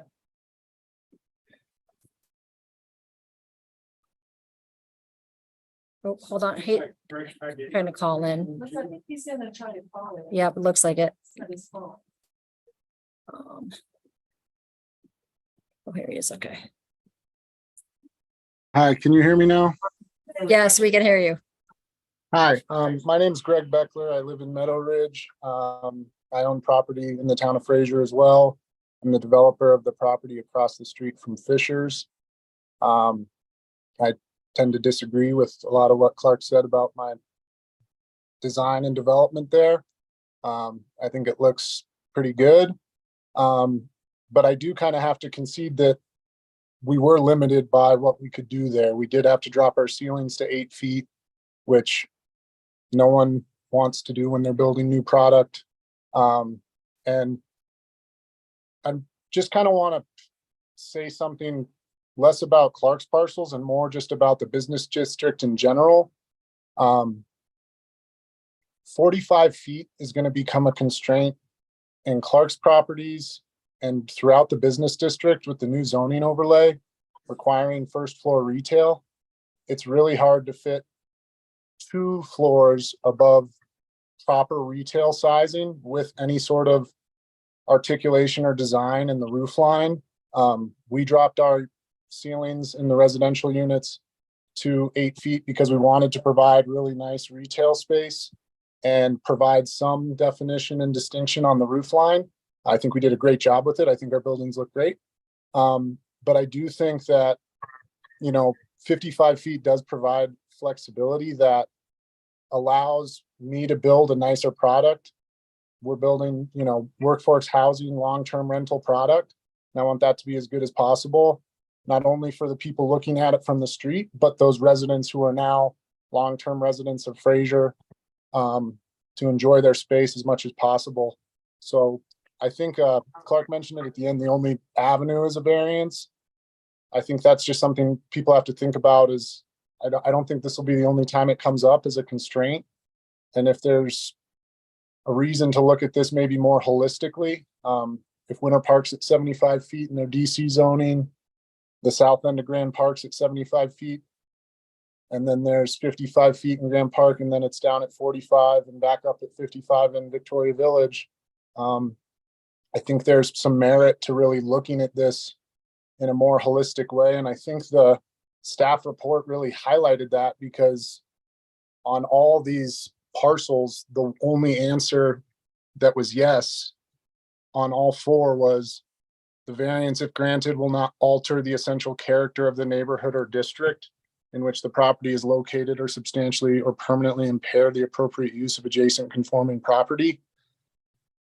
I think that's going to be, if the business district is being designed to be this retail frontage on 40 with units above, I just think there's going to be a lot more people asking for a change. And I think you're going to want to look at this outside of just a variance hearing and, decide if that's what people want. I think it just will yield better product personally. And I'm not looking at 4-story stuff. I'm just looking at 3-story stuff.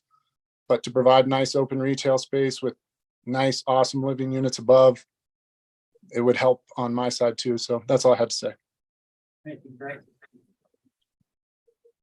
Anybody else online? Nobody else online. Okay. No more chance in the room. Oh, you've already. I'm sorry. Appreciate it, though. What happens to letters that are submitted? I was just going to say, and if there's no more public comment here in the room, I received 3 letters that I will read off, subject to the 3-minute requirement. So the first one is from Karen and Eli Wallace, owners of Elk Creek Condo 8304. As homeowners in Elk Creek Condos Building A, we are vehemently opposed to the proposal of a height variance for the upcoming Grand Park development, the Summerall parcel. The view was the single most important factor in selecting our specific condo unit, for which we paid a premium. And while the documents indicate that the added height would have, quote, little to no impact on the view, end quote, we do not trust the assessment. A higher structure by default reduces one's views. The increase in height is requested to allow for a greater density of housing to an area that is already becoming too overdeveloped. In our opinion, before any further building is approved, even without the height variance, the completed paving of Old Victory Road, development of the eyesore that has been standing along 40 south of the Grand Park Sales Office for years should be completed. Sincerely, Karen and Eli Wallace. Next one. This is from Andrew and Christine Tucker, 103 Elk Creek Drive. We are homeowners with property adjacent to one of the lots for which the height variance has been requested. We are unable to attend tomorrow's Board of Adjustment special meeting at which the request will be considered. Please consider our comments on the variance request for Myers Lot 1, which we respectfully urge to be denied, consistent with the recommendation of planning staff referenced in the posted meeting agenda. The variance request proposed concerns 4 properties in South Fraser. This response focuses on specific issues with the request with respect to Myers Lot 1. The proposal claims that each of the 6 criteria are met in order to request the variance. But with respect to Myers Lot 1, none of these claims are valid or applicable. This lot is not a quote infill parcel, end quote, within Grand Park. Instead, it is bordered by 2 existing multifamily communities to the north, the Murdoch Center to the east, and the railway to the west and south. Construction of business at the requested new variance height could severely impact the views, livability, and quality of life of those adjacent in residential areas. Less than 10% of the lot is restricted as floodplain, and there are no roadway or utility implementations demonstrated. We urge rejection of the request. They then provide specific responses to each of the items. Item 1, they say it is not applicable. Less than 10% of this sizable parcel is restricted by floodplain. No other encumbrances have been identified. Item 2, there are no encumbrances identified on this parcel. The floodplain is consistent with adjacent parcels in the area. This lot contains no narrow sections. This lot is not an interior lot to Grand Park, but borders other sections of the town. Item 3, the floodplain is a natural feature and has not changed since the time of purchase due to the actions of the applicant or of any other person. No encumbrances have been identified for this parcel. Item 4, the response above is only in pertaining to a residential lot. Myers Lot 1 is zoned for business. Item 5, this parcel is bordered to the north by residential parcels that allow buildings of 40 feet height. Commercial parcels that allow buildings of 45 feet. Permitting this variance for this lot would be wholly inconsistent with the adjacent neighborhoods on Elk Creek Drive and on Dock Season Road. Item number 6, the views of Flyers Peak, Stanley Mountain, Mount Eva, Perry Peak, and Mount Epworth are iconic to the Fraser Valley. A 55-foot building variance for Myers Lot 1 would be detrimental to the public good by impeding that view for residents along Elk Creek Drive and Dock Season Road, as well as other residents who travel the streets each day. Furthermore, the argument in favor of having more residential units is not applicable to this business parcel. The Victoria Village precedent is not applicable. May agree item 7 is not applicable. Thank you for your consideration. Yeah. A couple of things that I just want to note on this, residential use is allowed in any business districts. 20 units per acre as an applicant. Final letter that was received is from Tammy and Mark Heffron. Dear town representatives, thank you for seeking public comment regarding the building type variance request for the 4 Grand Park LLC parcels. We are property owners in the local proximity. At 103 Elk Creek Drive, number D, we are against the variance for the following reasons. 1, we do not believe this variance is in line with the goals stated in the town of Fraser's 2017 strategic plan to preserve the town's eclectic historic character and to preserve open space. 2, all parcels are zoned business and therefore arguments regarding residential use should not be relevant. 3, previous variances that may have been granted should be seen as exceptions, not the rule. Careful consideration to changes in town's character are critical, so as to not turn Fraser into Breckenridge or Steamboat unless that is the ultimate desired outcome. 4, as a landowner, we researched the zone lot characteristics prior to purchase and assume the current landowners did as well. We believe these characteristics should remain. 5, increased height will likely lead to increased density, traffic, etc. Therefore, if such variance is to be considered properly, we believe a comprehensive traffic analysis should be created prior to evaluating these variances. But again, residential uses are permitted in the business. Okay. So we will. Right. Can I have a show of hands of anyone who supports 55 feet? It's in this room. 1, 2, 3. 4. What did you say? I Okay. can't hear you. Sorry, Mulder. I asked for a show of hands for anyone who supports the 55 feet at this time. 1, 2, 3, 4, 5. Okay, thank you. And virtually maybe, Approximately 40 people. Yeah. Get that count right. well, that's assuming everyone. Show of hands of those that are undecided. Okay, 1, 2, 3, 4, 5, 6, 7. This is for those that are undecided. Thank you. Yes. So we'll proceed on to discussion with the commission, if you could. Must ponder here. So I move to close the public hearing. No, we can't, because the motion to, at the point at which we decide whether to close the public hearing, we might continue. Gotcha. So I think having a discussion with building for that. So, And you and I have talked about the planning commission, and the trustee on the board as well. One of the things we talked about is having a better partnership with the developers on town. I don't know how many of you, several of you have been here since 1979. I've been here since 1979. I watched 162 families leave Green County in 1984. Because we lost our market. Didn't have enough tourists, didn't have enough people in town. They had to leave. They lost their businesses, lost their housing, they're out. And that's because we didn't work with the developers. We ended up with developments like Meadow Ridge, High Country House, Winter Park Lodge 2. You guys want to see what Clark's talking about, what he could build? Go take a look at Winter Park Lodge 2. I sent Antoinette and Mike some pictures of that so you can see it. That's what he's talking about when he's talking about barracks. Instead of making them nice, good looking units, it's just 4 stories. Right? I'm not saying those units are bad, but they're 4 stories, they're 8 feet tall ceilings.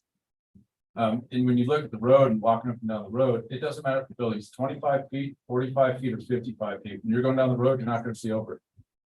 When you drive by there, look at the height of the power poles, they're 35 feet, 30 to 35 feet.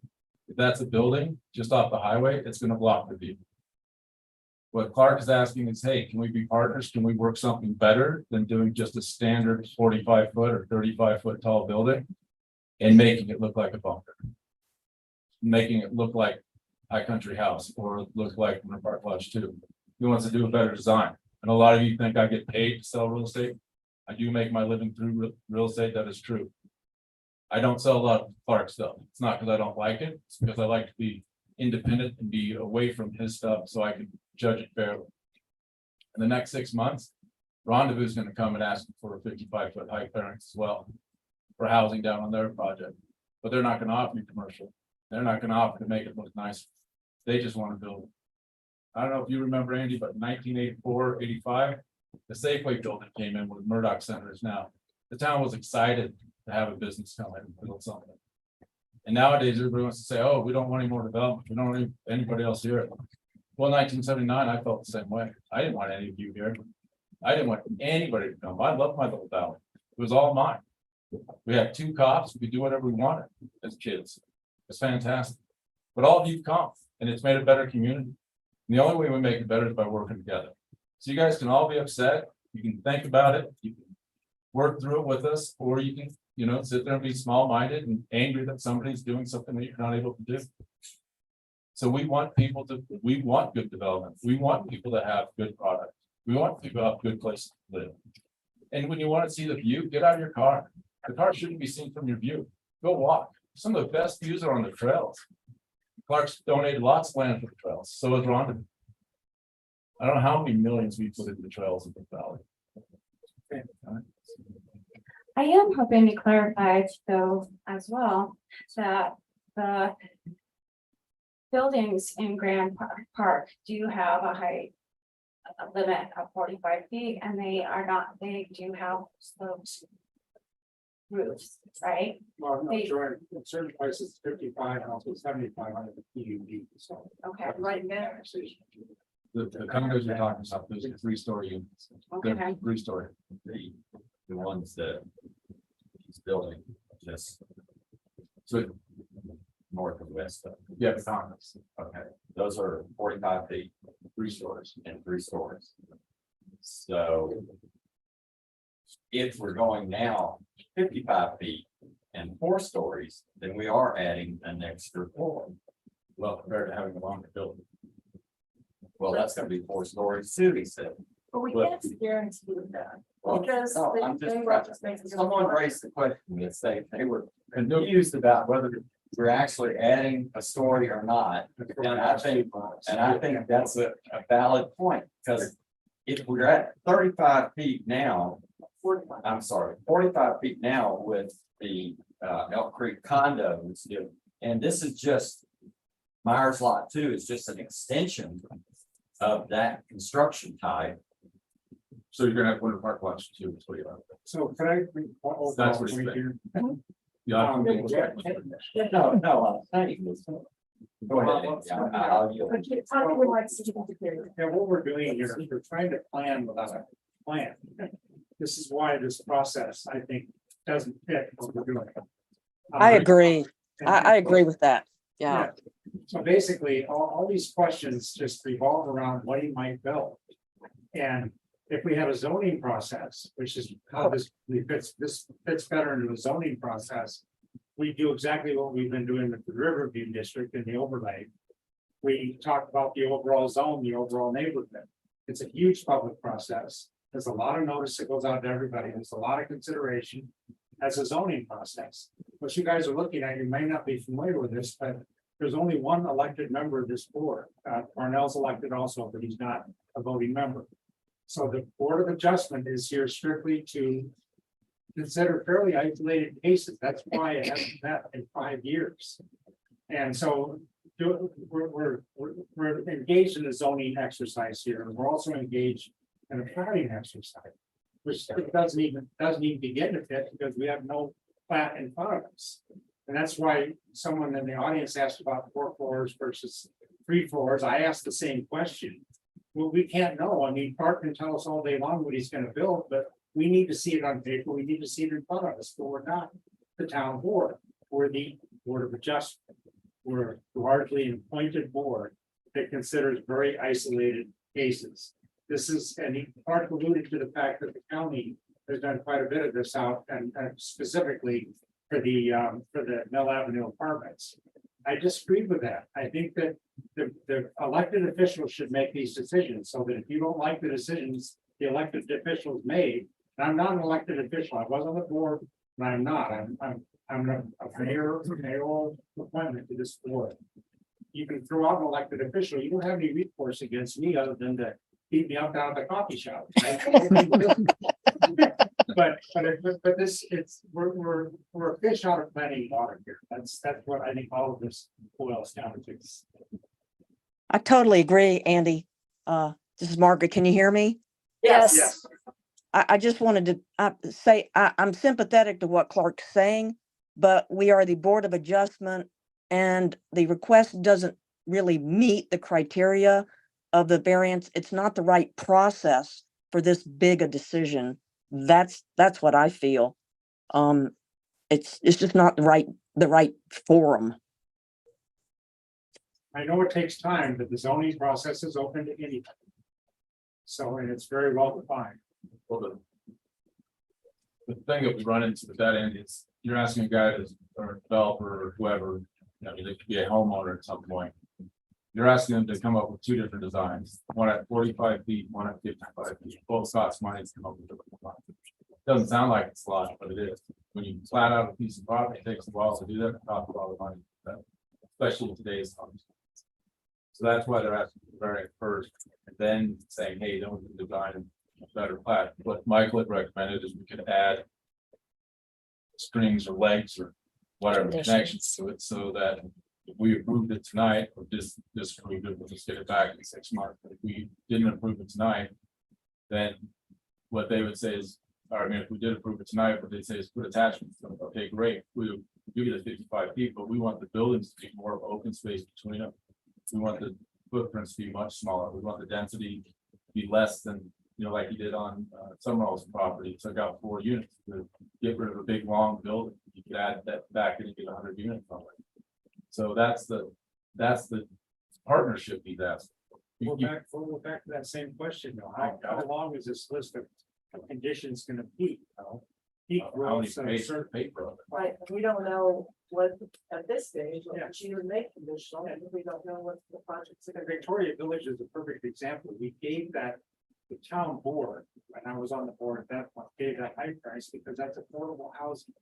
We made that concession. Well, so we don't have any of those. Maybe these concessions will happen here too, but we don't know because we don't have the plan in front of us. And the zoning process is open right now. We're not doing any plan. Right, and on the Victoria Village, we did that in hopes of it being. No. No. The town board's in charge of what the house. And I'm telling you right now, they're having a hard time filling the mill department, so the affordable housing based on the average medium income is hard to fill in Grant County. And it's not the people not trying to do it, it's the government that's in control of it. And what they're doing is they're saying, hey, you only work 9 months of the year because you take 2 months off for vacation or 3 months off for vacation. But our now elected Anyway, officials are let's still in let's charge. stay on task. But yeah, let's stay on task. That's a part of the tax. We gave a 55-foot height variance to ourselves and somebody's asking the same thing. But that property is, a portion of it is 20 foot below the grade of Highway 40. Yeah. It's not at grade with Highway 40 or above. In the piece that's next to the Fraser River, Katie? I'm sorry, this is the town board discussion part. Yeah, and we don't know the height difference. And Like it is. I think we're muted, don't we, here with the online parks not muted. Yeah. Hate to ask that. but- But don't- So any other? Input from the commission? Well, the other problem we have, so we don't have enough out. Technically, I mean, we need your input. I know I can't vote, but Yeah, right.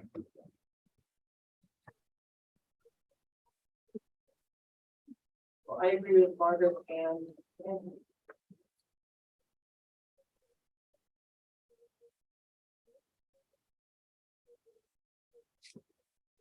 I'm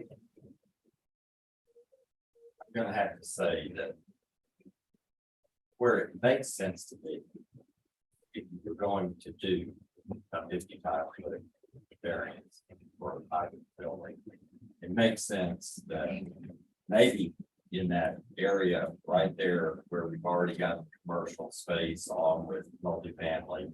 So the Myers Lot 2, Ski Broker, those two make kind of good sense to me, you know, especially if you can get a more attractive building than we keep using the word bear style, but and who knows that it was really would be that. Who knows that, you know, for the purposes of illustration, to sell you on 55 feet, they make the building look ugly in plan view. But in reality, it makes sense in those two lots, maybe to do 55. I'm not sure about Myers, and I'm a little conflicted about Summerall because of the way they describe the feathering of the elevations. But the way I look at that lot, you're sitting on top of a knoll, and 55 feet is going to be higher than anything, including the Elk Creek condos below it. And that is really going to stick up high and block views. it probably won't be higher than. no shade. Or it won't be higher than condo, because the point. Well, yeah, if you're shooting a straight line from the top of the roof of those condos horizontal, it will be below that. I'm giving you an example. For everyone looking to the west and northwest, it will be the highest structures they'll see. We just don't know. Yeah, we We don't don't know. Right. So I'm just saying, I'm not saying I'm against it. I'm just saying, to me, I have a little bit of, I'm conflicted about their description of how it's gonna be a beautiful step down from, you know, the condos up high on the ridge to all the way down. And Myers one, I don't know, that is getting on the outside edge of what we have already developed. But, you know, maybe there too. I'm just saying. But I would love to see a plan, a sketch plan with an elevation view. That doesn't fit the process. I know. Variance I process. know. So what you're saying is we're trying to make a decision without all the facts we'd really like to have as planning commissioners, Right. or perhaps as members of the board of trustees. Remember, as planning commissioners, we make recommendations to the board. We don't look at anything. Right. This is a pretty unique situation. We've got a board of unelected officials other than one making a major land use decision. It's not a deal. So, correct. And this is, yeah, once this decision is made, it's done. So. And where's the zone? I don't know. I just love to see the zoning process happen. And that's, and we work really hard at the zoning stuff. So. And I don't think we have any guarantees in writing about not increasing the density of these areas, things like that. We just need to have some legal means to stand behind to approve Something like that. It is one of the 20 units, but the density, parking plus density plus open space, there's no guarantee you're gonna get all the units. And it's not a part of that code. And by the way, his argument on Summerall was, well, I could build 100 units. Or I'll only build 96. Well, that's only 4 units difference. And you're giving him 10 foot higher. You know, I don't know.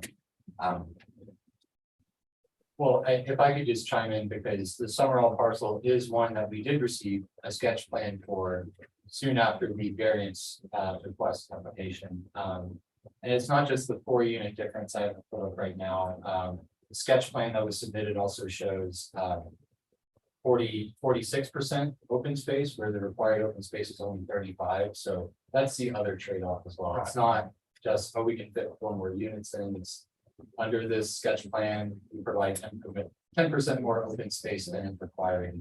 I think backing up to some of the points you brought, Andy, looking at the checklist of required items for a variance submittal, it doesn't require a sketch plan, and I think it's clear that that's likely something that we should have. At least it'd be very valuable. And to your point, Cardell, yes, that is a cost, that is an expense on behalf of the developer applicant, but I think the burden of proof lies with the applicant to show why a variance is justified. So I think having those sketch plans, what was presented tonight was very illuminating and helpful in a lot of ways, but I do think having that ahead of time for everyone, both staff and you all, to review with more time certainly would have been helpful, and I think that's a shortcoming in our code for sure.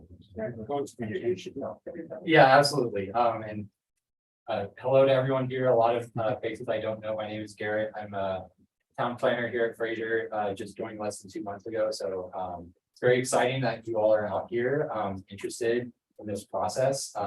Very exciting. So excited to be here. Doing great.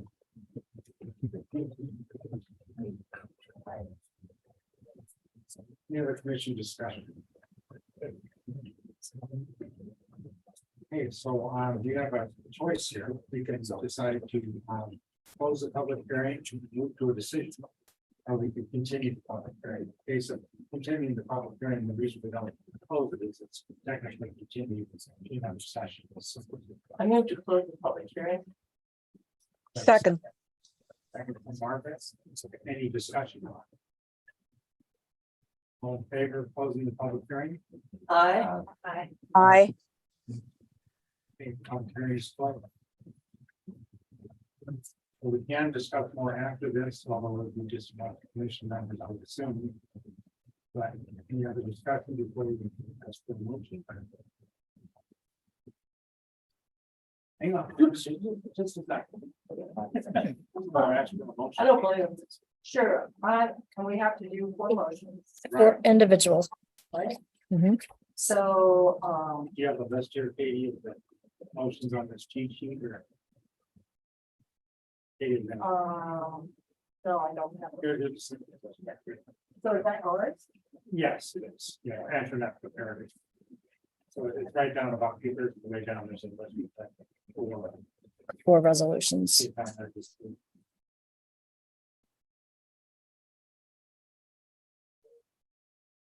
I'll do this the way down, just let's solve that. Orders and resolution. No, you don't need to read all of it. So, I know that. Okay, so.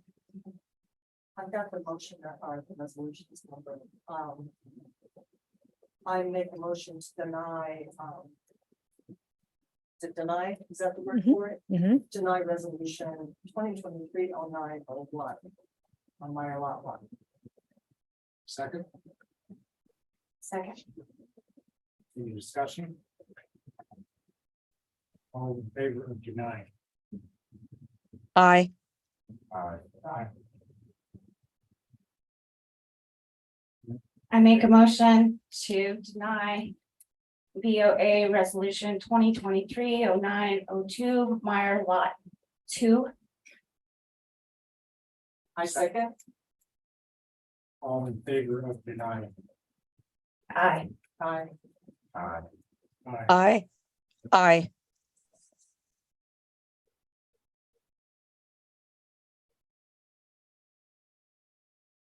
I make a motion to deny resolution 2023-09-03.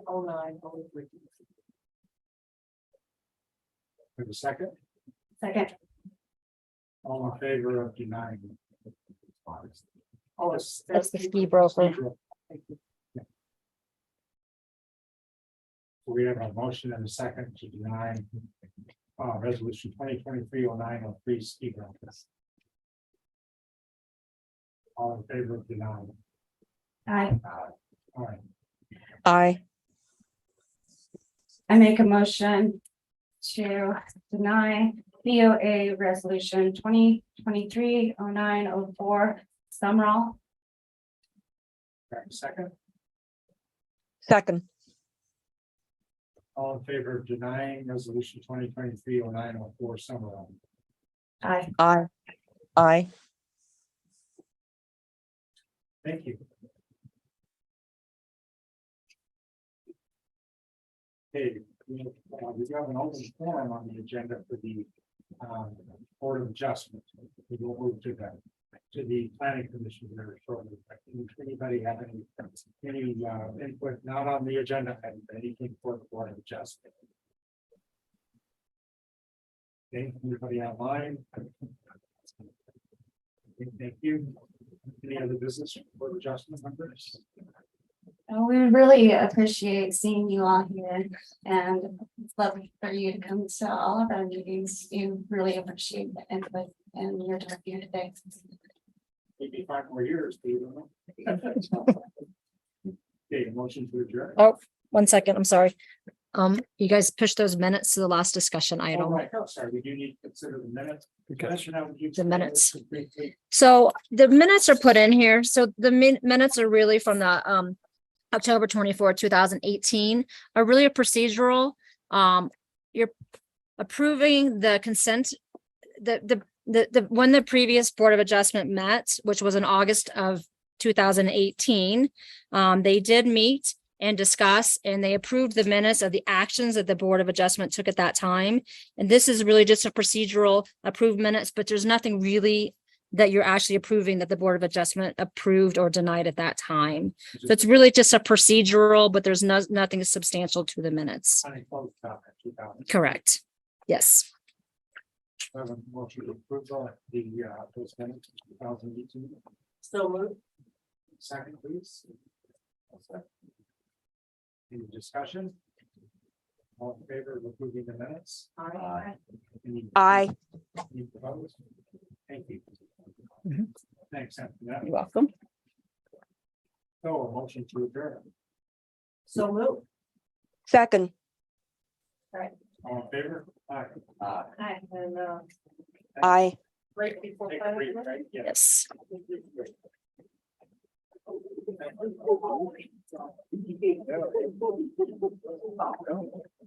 you doing? Yeah. Excitement on your piece. That's why I brought him in. I'm expecting to see him out here today. Yeah, something short path.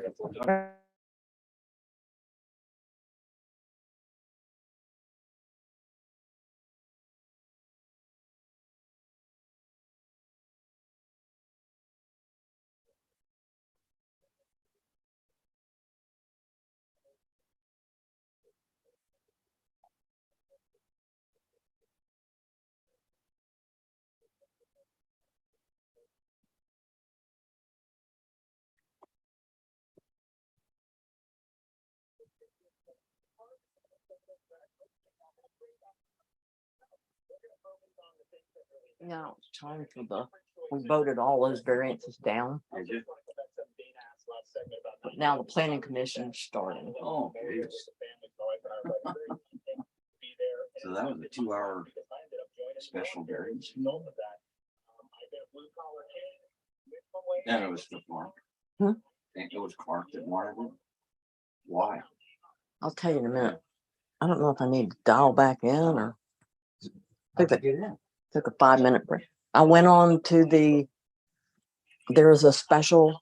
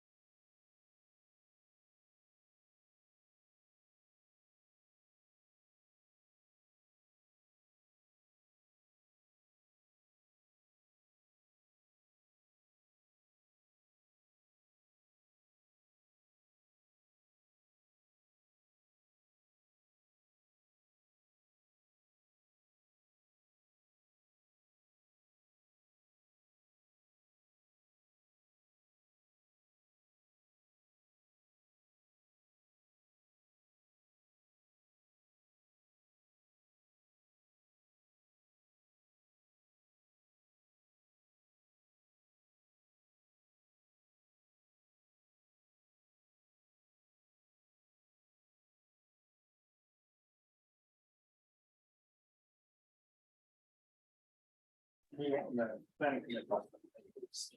how much. Planning commission meeting. We give a roll call, please. Joy McCoy, Katie Soul. Andy Miller. Margaret Bowles, Thanks, sorry, Margaret. Sorry. Nice, that's- Move the agenda. Can I get a motion to approve the agenda, please? So move. second, All in favor? aye, aye. Any opposed? Thank you. Motion to pass the consent agenda or? Yeah, Yes, motion to approve the consent agenda. Which is the minutes from August 23rd. Motion to approve the consent agenda of August 23rd. Second, Second. all in favor? Aye. Aye. Okay, so discussion of possible action concerning the comprehensive plan update scope of work. I think all got a copy here. Yeah, Antoinette, I don't know if you want to share screen with this for Margaret, or Margaret, do you have a Yes. copy of the? I was trying to turn. What was included in the meeting packet with regards to the comprehensive plan scope of work? I do. Okay, well, I guess it's not necessary to share Yeah, screen. I'm happy to share it. I'm just trying to turn this timer off. As long as we all have it in front of us. As many of you are probably familiar, in 2022, funds were allocated in the budget Oops. to Oops. do an update of the town of Fraser comprehensive plan. What am I doing here? Am I good? No. Need some assistance? Yeah. Yeah. Our comprehensive plan was last updated in 2010, so I get it, it's pretty out of date. Thank God I'm. You know, we've done several other plans and studies, which have all been great since then. Me. The 2017 downtown strategic plan is a really great document. The plan for the Fraser River corridor, the master plan for the Lions Pond. You know, the Fraser River Valley Housing Partnership did their housing needs assessment last year. But you know, really having a comprehensive plan from 2010 is just really out of date. And I know at some prior meetings, there's been some views expressed of well, let's stop planning, let's start doing. And just let me be clear, I 100% agree with that attitude, but both can also be done simultaneously. And a comprehensive plan is also a great way to engage the public outside of maybe the more contentious issues that come before boards and committees.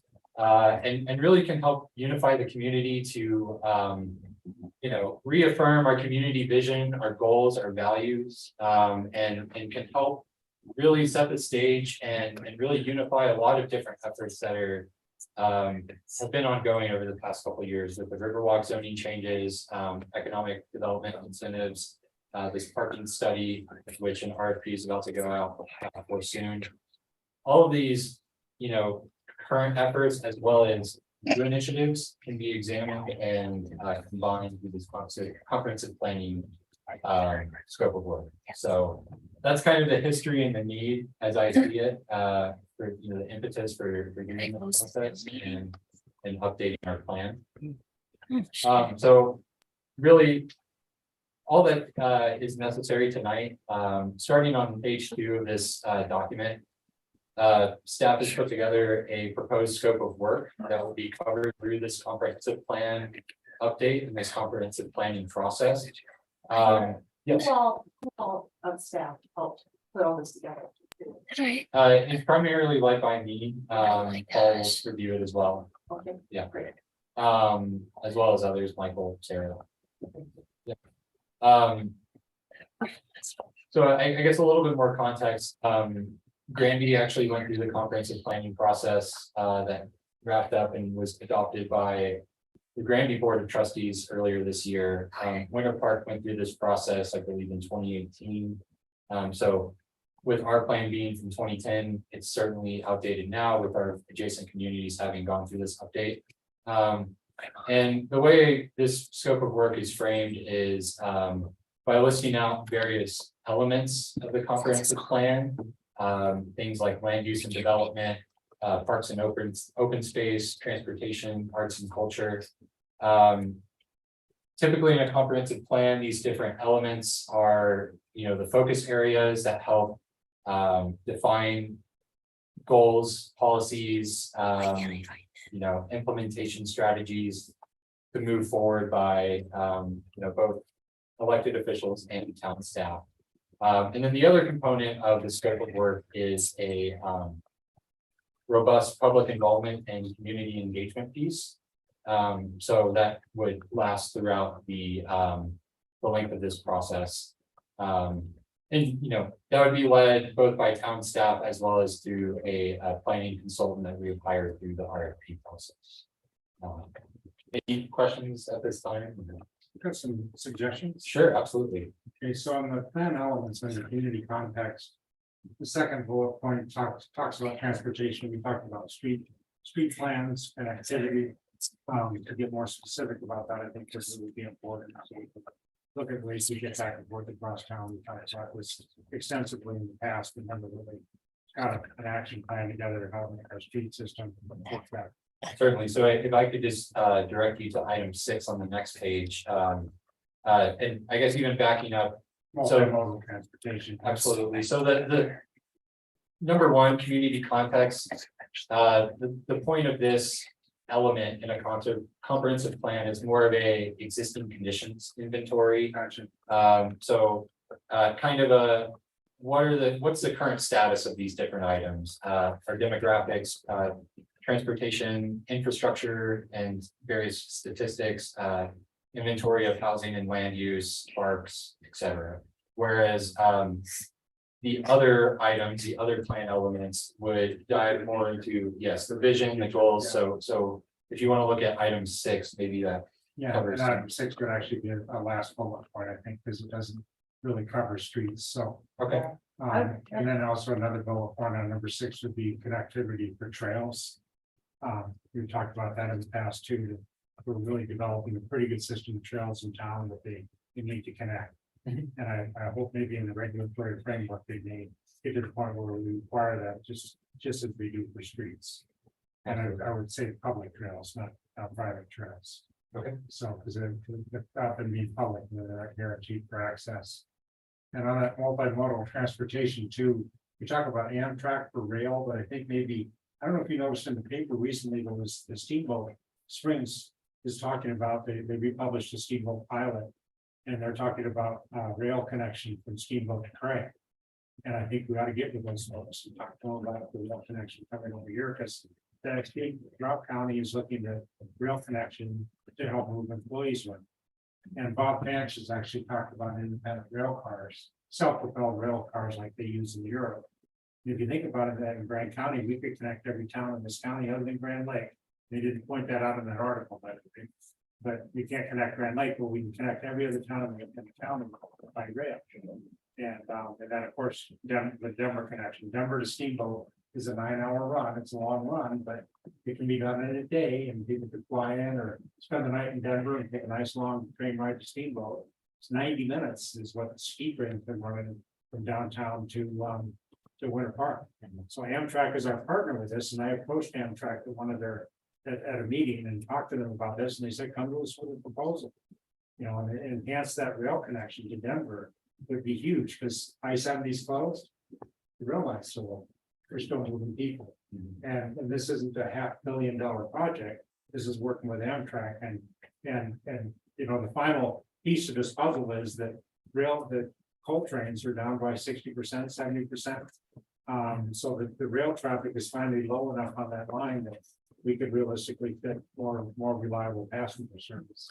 So Andy, it's great that you made that note and that you saw that article. Yeah. We actually provided a letter of support combined with Winter Park to advocate for Grand County to be involved in that rail corridor story for those purposes. So that's moving forward with that. Yeah. The only thing that's on there, the oil is now being shipped by rail, so that's increasing. Yeah. Kind of a bummer. What I saw the other day, I saw a westbound coal train full of coal. Yeah. Where? Yeah, it's right. Really strange if we decide not to buy it or what. After the fact. Good, I saw the same thing, like, it's going the wrong way. So Garrett, I really appreciate that you put this together, and I do think it's a good idea for our town to do this at least every 10 years. To have a study like this, comprehensive plan. Also, just wanted to know under community context, if there could be a piece of accessibility in there. Just to know, we actually do have fairly good accessibility here in Fraser and within the city. Winter Park, I just think it's important to have an equitable community as well. Thank you. Now, in the land use and development, we talk about, that 1, 2, 3, 4th bullet point, policy recommendations, code amendments. And to help guide annexation. I think with gypsum requires, before a property can be annexed, it has to come in with the police or preliminary plat. And to me, that would be just, I've lived through several annexations in this town. And it's just screwed on some of my own part of it. No, Like the John's property wanted to annex, and they came in with the plat so we could see what they're talking about. I think we could make, pre-annexation agreements are always controversial. But if they were backed up with some planning, we wouldn't find ourselves kind of in the position we were tonight. So our biggest problem with annexation. Some people is the water rights. yeah, water rights, that's really weird too. They figuring out how much density they want to bring in, because right now, unless I'm wrong, somebody can tell me, but I think the water attorney said that if every resident in Fraser decided to fill out the maximum of what they're allowed to on their properties, we don't have enough water to act. Exactly. Not enough water, right? Not tap, it's not enough water, right? So Yeah, they have to bring water with them, so. So we have water rights. We don't have the capacity to provide those water rights because we don't have enough wells to. We haven't maximized our water right with wells. The problem is our north system, every well is its own water rights case. Because we converted a surface water right to wells. So if you move down to Maryvale, they have a well field. So they can drop wells into the well field and reach their maximum yields. We have to go to water court every time we want to put in a new well. So we're limited with our number of wells at the moment, and we're also becoming limited with space available to drill a well along the Fraser because it's all purchased and owned by other people.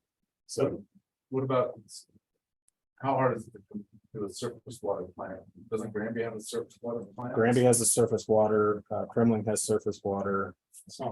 Hot Sulphur has surface water, so we know what that looks like there.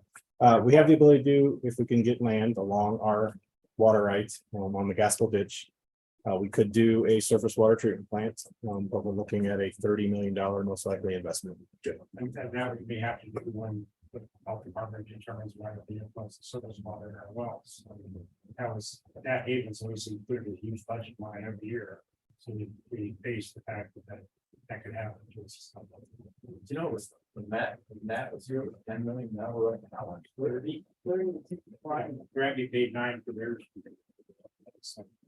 Yeah, that's crazy. Red was expensive. The surface water treatment plant would take the place of the other treatment plants as well. Yeah. And then it would be, while we're talking water, it would also allow us to handle any PFAS that we find through the surface treatment plant. We would have that ability to not have to be subject to any PFAS. And we could finally interconnect with Winter Park down in case we were firing the Vasquez Basin. They needed to live off groundwater.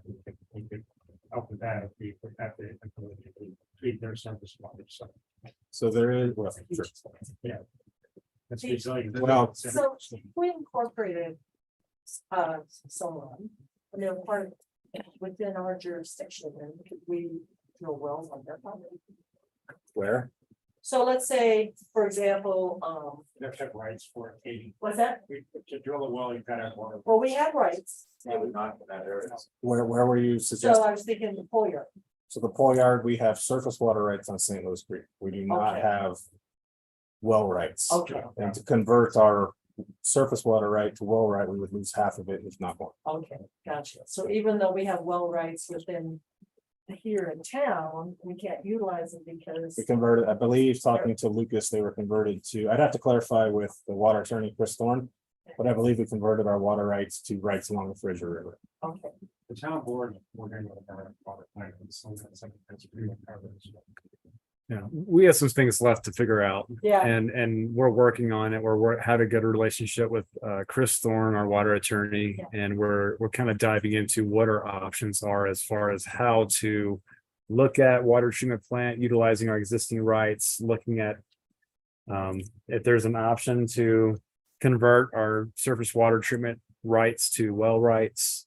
It's fairly complicated, but we are diving into ensuring that we have enough water for the build out within our current town boundaries, ensuring that we have enough water for the build out for out in the meadow for our out of town service agreement, and then ensuring how can we provide water for any type of annexation discussions, or if they need to bring water. So we've been approached,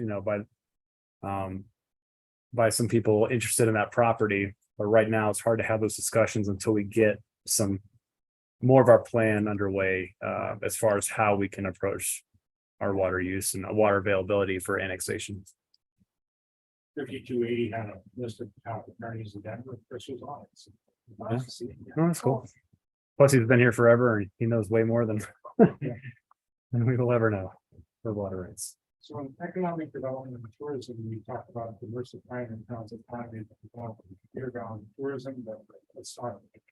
We always try to talk about how we develop industry and professional salary type employments. So people kind of learn.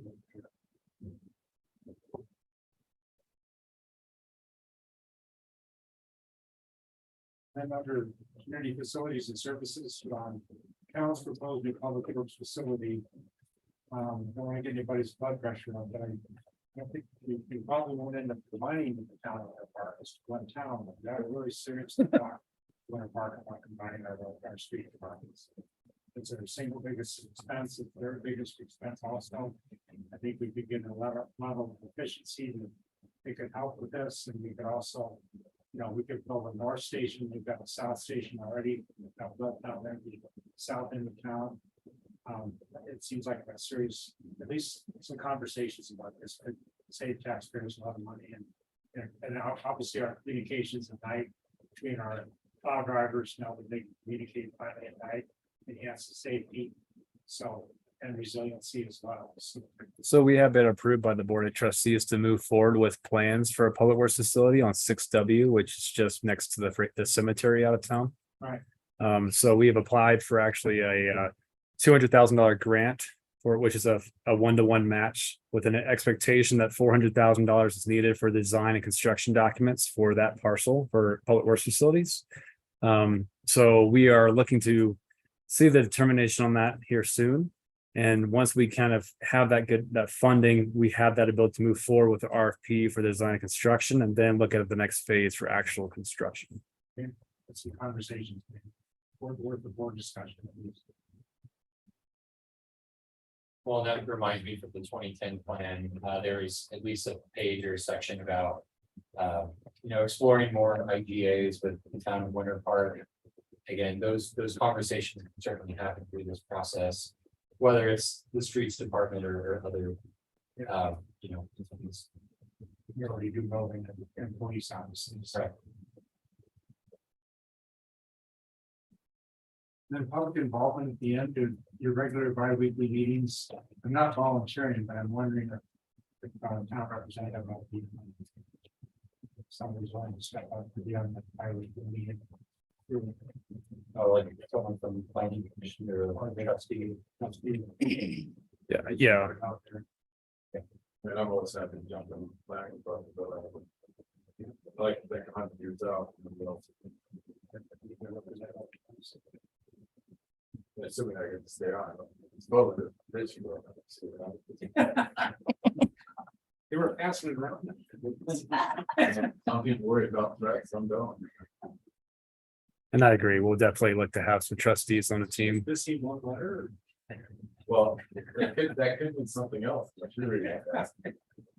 I'll tell you after the drum. Right. being passed around. once I got to the end.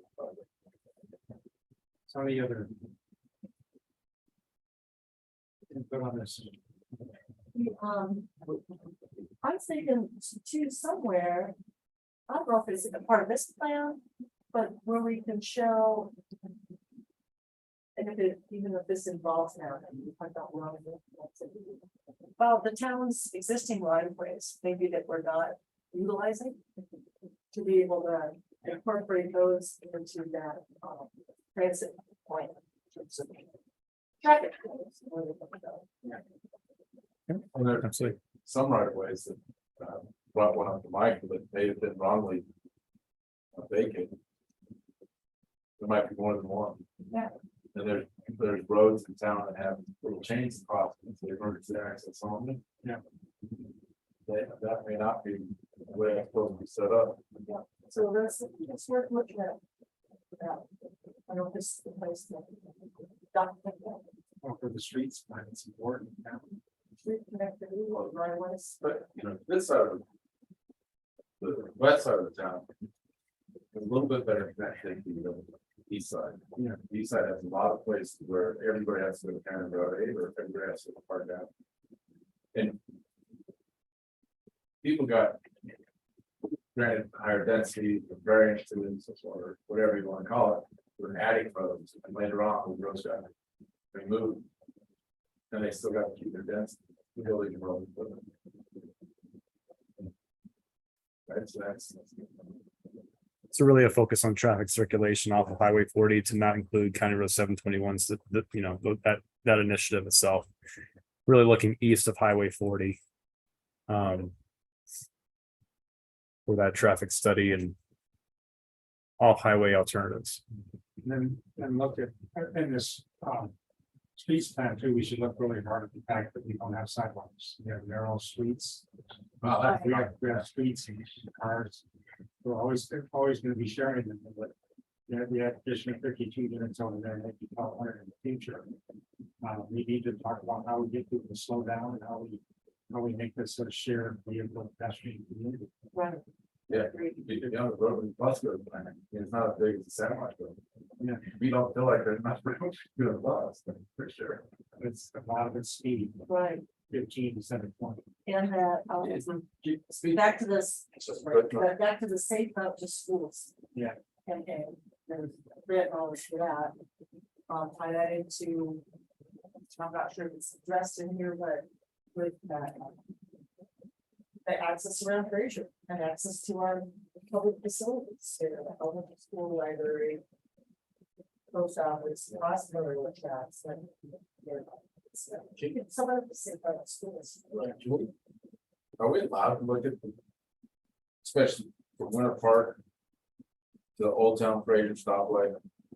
Is there a way to work with the CDOT and get that down to 45 or 35 miles an hour instead of 55? Because the people got a flag for the people that I see that their acceleration is crazy. They hit the stoplight and are already gunning it to get up to 55 before they hit the 45 mark.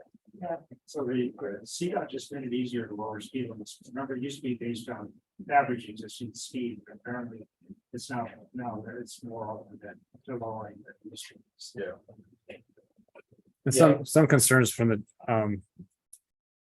from at least one trustee, and honestly, if you have direct access to Highway 40 where you live, you hear the engine braking for semis coming through town pretty loudly. Yeah. Lowering the speed limit could prove an advantage there too. So, but you also just you restrict gate brakes. Or they won't have to brake as much because they're not going so fast.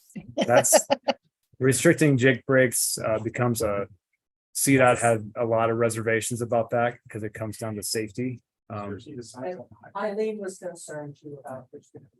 Yeah. Especially on Meadow Road. That actually came to the board. They actually take a picture of your car and generating noise, and you get a ticket. Yeah, I've seen a lot of tickets being bought now, court, because they ask the office to show up. It's hard for the county to get there, so they're getting out of it. You do have to go to court. So, but some planning and even signage, we created ways to let people know that, no, this is a town that's been a sidewalk. So, Like bikes on the trails, so. Non-motorized to me means no electric motors either. I don't know what it means. You know what I mean? But My legs, your legs could be described as, I don't know. I know. What is a, Yeah, to add that, Young lady almost got taken out. She Yeah. missed me by about 2 inches. And not that I wouldn't have got hurt, but my size against what she looked like. There have been bike parks put inside of her. It was Yeah. that close. and Winter Park's having some issues with that as well. I want to say she was doing 40 miles an hour on the trail. I mean, it was- They can fly. They've been having some trouble with that on their trails and like the Fraser River Trail through. yeah. So they've been talking about some signage as far as like maintain control. Yeah, I was Things along surprised those she got over nature. the corner. I was like, how did you not slide out? on Well, the you have corner? people who have never been able to go that fast, so they be able to go that fast on a bike, and they can be a little Well, scary. is that under multimodal? Is that something to adjust to trail safety? So part of the scope that we're working through right now is site communications with our logo and rebranding is also for wayfinding and signage. Okay. So we're looking at some uniformity there for an approach for the Fraser River Trail. And one of the things that have been discussed is how to voluntarily, get people to comply with maintaining control and maintaining a reasonable speed on their e-bikes. Well, if we could just say max 20 miles an hour. But then it's all about enforcement too. Maybe And not, yeah, it's tricky. Maybe we need speed And the- cameras on the trails. ring your bell or, Right. just, Well, what about bike lanes on Highway 40? I mean, you've talked about that, Andy, about having bike lanes on Highway 40. I know parts of it are very narrow, but if you could get people off of the trail or they're walking or skateboarding or whatever, but e-bikes could get off of the non-motorized trail. We have the paved trail. Yeah. Which works really well for Back e-bikes. off of the. There will extensions so that you can actually get a car and a bike through the narrow spine and crosswalk. And the stuff. But anyway, that's another thing. Yeah. Anyway, there's a lot of things. This is very comprehensive. Well, There's a lot. I'm hearing a lot of transportation stuff, so that gets me excited. Yeah, why not? Really challenged by cars and traffic, and it's really, I think there's all in line. That's the reason we did the Riverwalk district, which now I don't know what it's called. I don't want to keep one name in my head. It's the Riverwalk. It's still okay, thank God. So redoing the Riverwalk district, and making that more of a walking part of town, I think it's gonna really change the way people do stuff, so that's huge. In multimodal, we need to come back to the buses, we talk about sustainable funding, especially where we can all know that the system's not funded well enough. And the model I keep going back to is Parking Ridge managed to get their associates, and it's all about it. They got a 57 seat tax on lift tickets. And the parking garage is saying the price of the things, they wouldn't notice the things. Yes. Right, yeah, or 50 cents. Yeah. But it's a huge revenue source for the parking garage.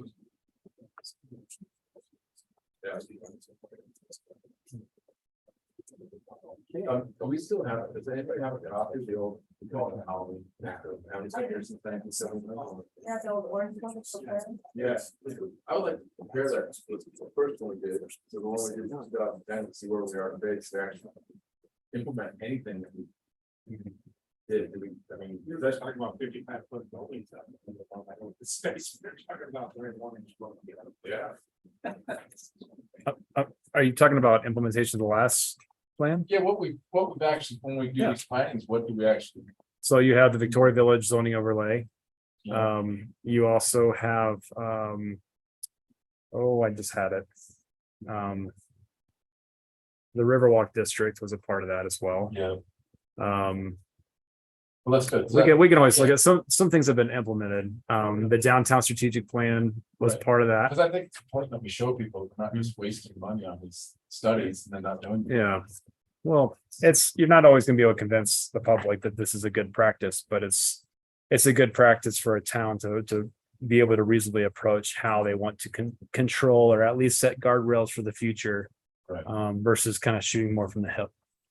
And that's why I agree. I think that these. Yeah, I anticipate a lot of interesting changes on how we could do better road connections on Clayton Court. Potential upgrades to Highway 40 if it's bringing in another stoplight or roundabouts. God forbid we say that word out loud. Who knows? And off the pedestrian access and everything else too. Yeah, there's certain roads that roundabouts make sense. Highway 40 just isn't there yet. Right. I think your input was really good on that. Hey, if we put all the traffic to County Road 8 Mhm. into the Medridge Hill, I can't think of the name of that street. Zurich Street, maybe?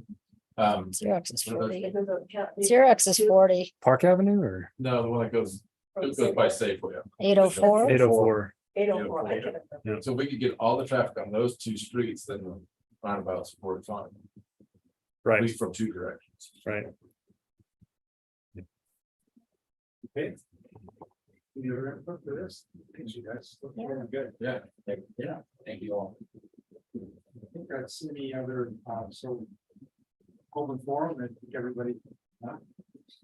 Any other business to discuss? Well, this kind of ties back to this. I have one other question. You mentioned the Fraser bypass. I think it's 40 Fraser bypass. And we're waiting, I guess, on CDOT to come up with some money to help build that thing. But we may be waiting another 10 years, and it is really playing havoc with the whole development of Grand County. Because Tabernash is becoming a little hot spot over there for people wanting to develop multifamily housing.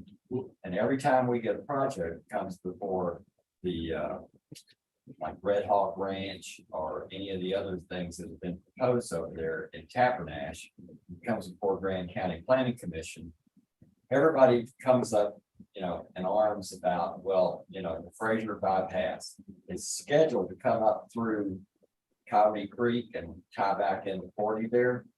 But there's like a log jam of people protesting against any development there because we don't have that Fraser Valley Parkway in place. Well, are they gonna put a stoplight there? Because otherwise, if they can do us any good, with the traffic backs up past that. We're not gonna have traffic backed up two different roads. It's not gonna- I don't. Yeah, I mean, by the time they get around to building, by the time they get around to building it, we probably need it to go all the way to Granby, right, to get back on board. Right. Yeah, because where it goes now, there's no. Middle summer, you can get stuck there and not be able to get out. I've had to go all the way up the hill. And come out on top of Red Earth and turn around and back down. Added this regional transportation. Yeah. But I looked at that bypass, I thought it was dumping out somewhere else, and I'm like, it dumps out when we have congestion already, doesn't help. Yeah. And going this way, it doesn't help us either, they'll come out and they'll end up on all our roads and have to turn it right to get onto the streets. Yeah. Which just backs the cars further. And I don't know how they're gonna get. A lot of them. It's not just locals that'll be using it, it'll be all your renters and second homeowners, so it'll be on the map as a bypass, it's faster. The Waze app will tell you, the Waze app will tell you this is the better way to go, it's the bypass, there's no stoplights. And then. I'm not making this up, I tried to use one of them for the town, and that's why I thought about it, this doesn't work. But I was on the bypass for much longer than I would have been on the highway. Let's say County Road 5 on a weekend, on a Sunday afternoon, it's jam packed with people that don't live Yeah. in the county. Yeah. It shows up with that. Mhm. Cell phones that ruin their lives.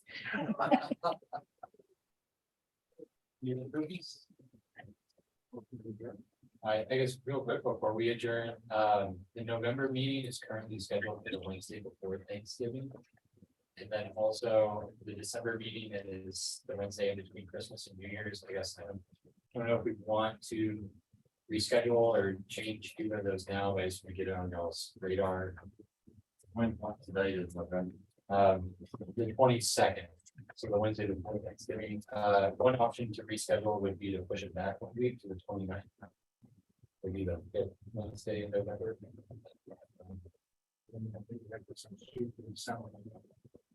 Well. I like this. This reaction. Planning.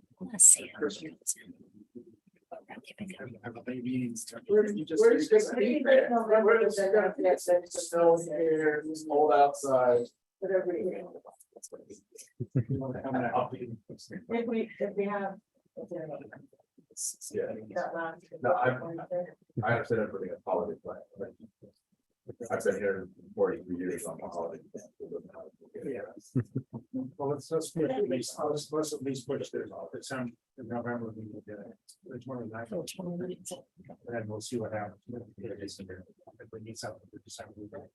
You know, it's such a. For us, Neither one of us are. I'm very concerned. that, like you say, this is the process. For the liquor. Just in Challenge general. will be tonight.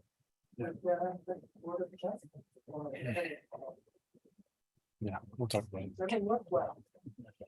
So maybe we need to establish something else. Do it all because the county level, that board. I'm sorry, I can't hear. Yeah, you forget that you're there. sweetie. I'm still here. But I just can't hear what you're saying. Yeah. That's. But there's those people making a lot of decisions. I'm gonna tell you this story. Back when, Fire Branch, I was at the county commissioners hearing when they gave Clark the variance from 35 to 45 for the Mill Avenue apartments. Or just those buildings, the rest of it was still at 35 because that's the county. Because of the public good. And then he went back to their. Is it Board of Adjustments, what they call that committee? Planning commissioners don't serve on it. No. No one serves on it that has any real background in planning. And he went to them and he got approval for 45 foot for all of our. And granted, there's some places that it's, be valid, but still, that's not good public process. But that's what it is, so I think we need to take a look at that process and try to make it something that works, so people don't waste their time coming to us with something that we can't approve. Well, that area, that might not go against the 44 houses. Area that's 45. That's what must, Yeah, we went out, who knows? what's planned. That's what's planned. At least not. Andy, did we provide the open forum option? Or Oh, yes, yeah. to No. one here in the audience. So Barry, did you have anything for open forum?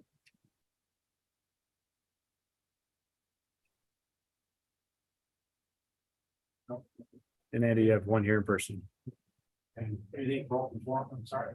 No, I'm good. Just want to make sure. I appreciate it. All right. Everybody Thanks. that's Lee, he's looking at doing a development. Fraser. Hello, Okay. everybody. I was Yeah, listening. don't mess with us. I'm glad you're here. Transaction. Yeah, I good. just know I'm glad he's you're a here. good guy. All right, I'm going to adjourn. Second. Second. All in favor? Bye. Thanks, you guys. I, Good, just did it. Yeah. That's a little more fun than that.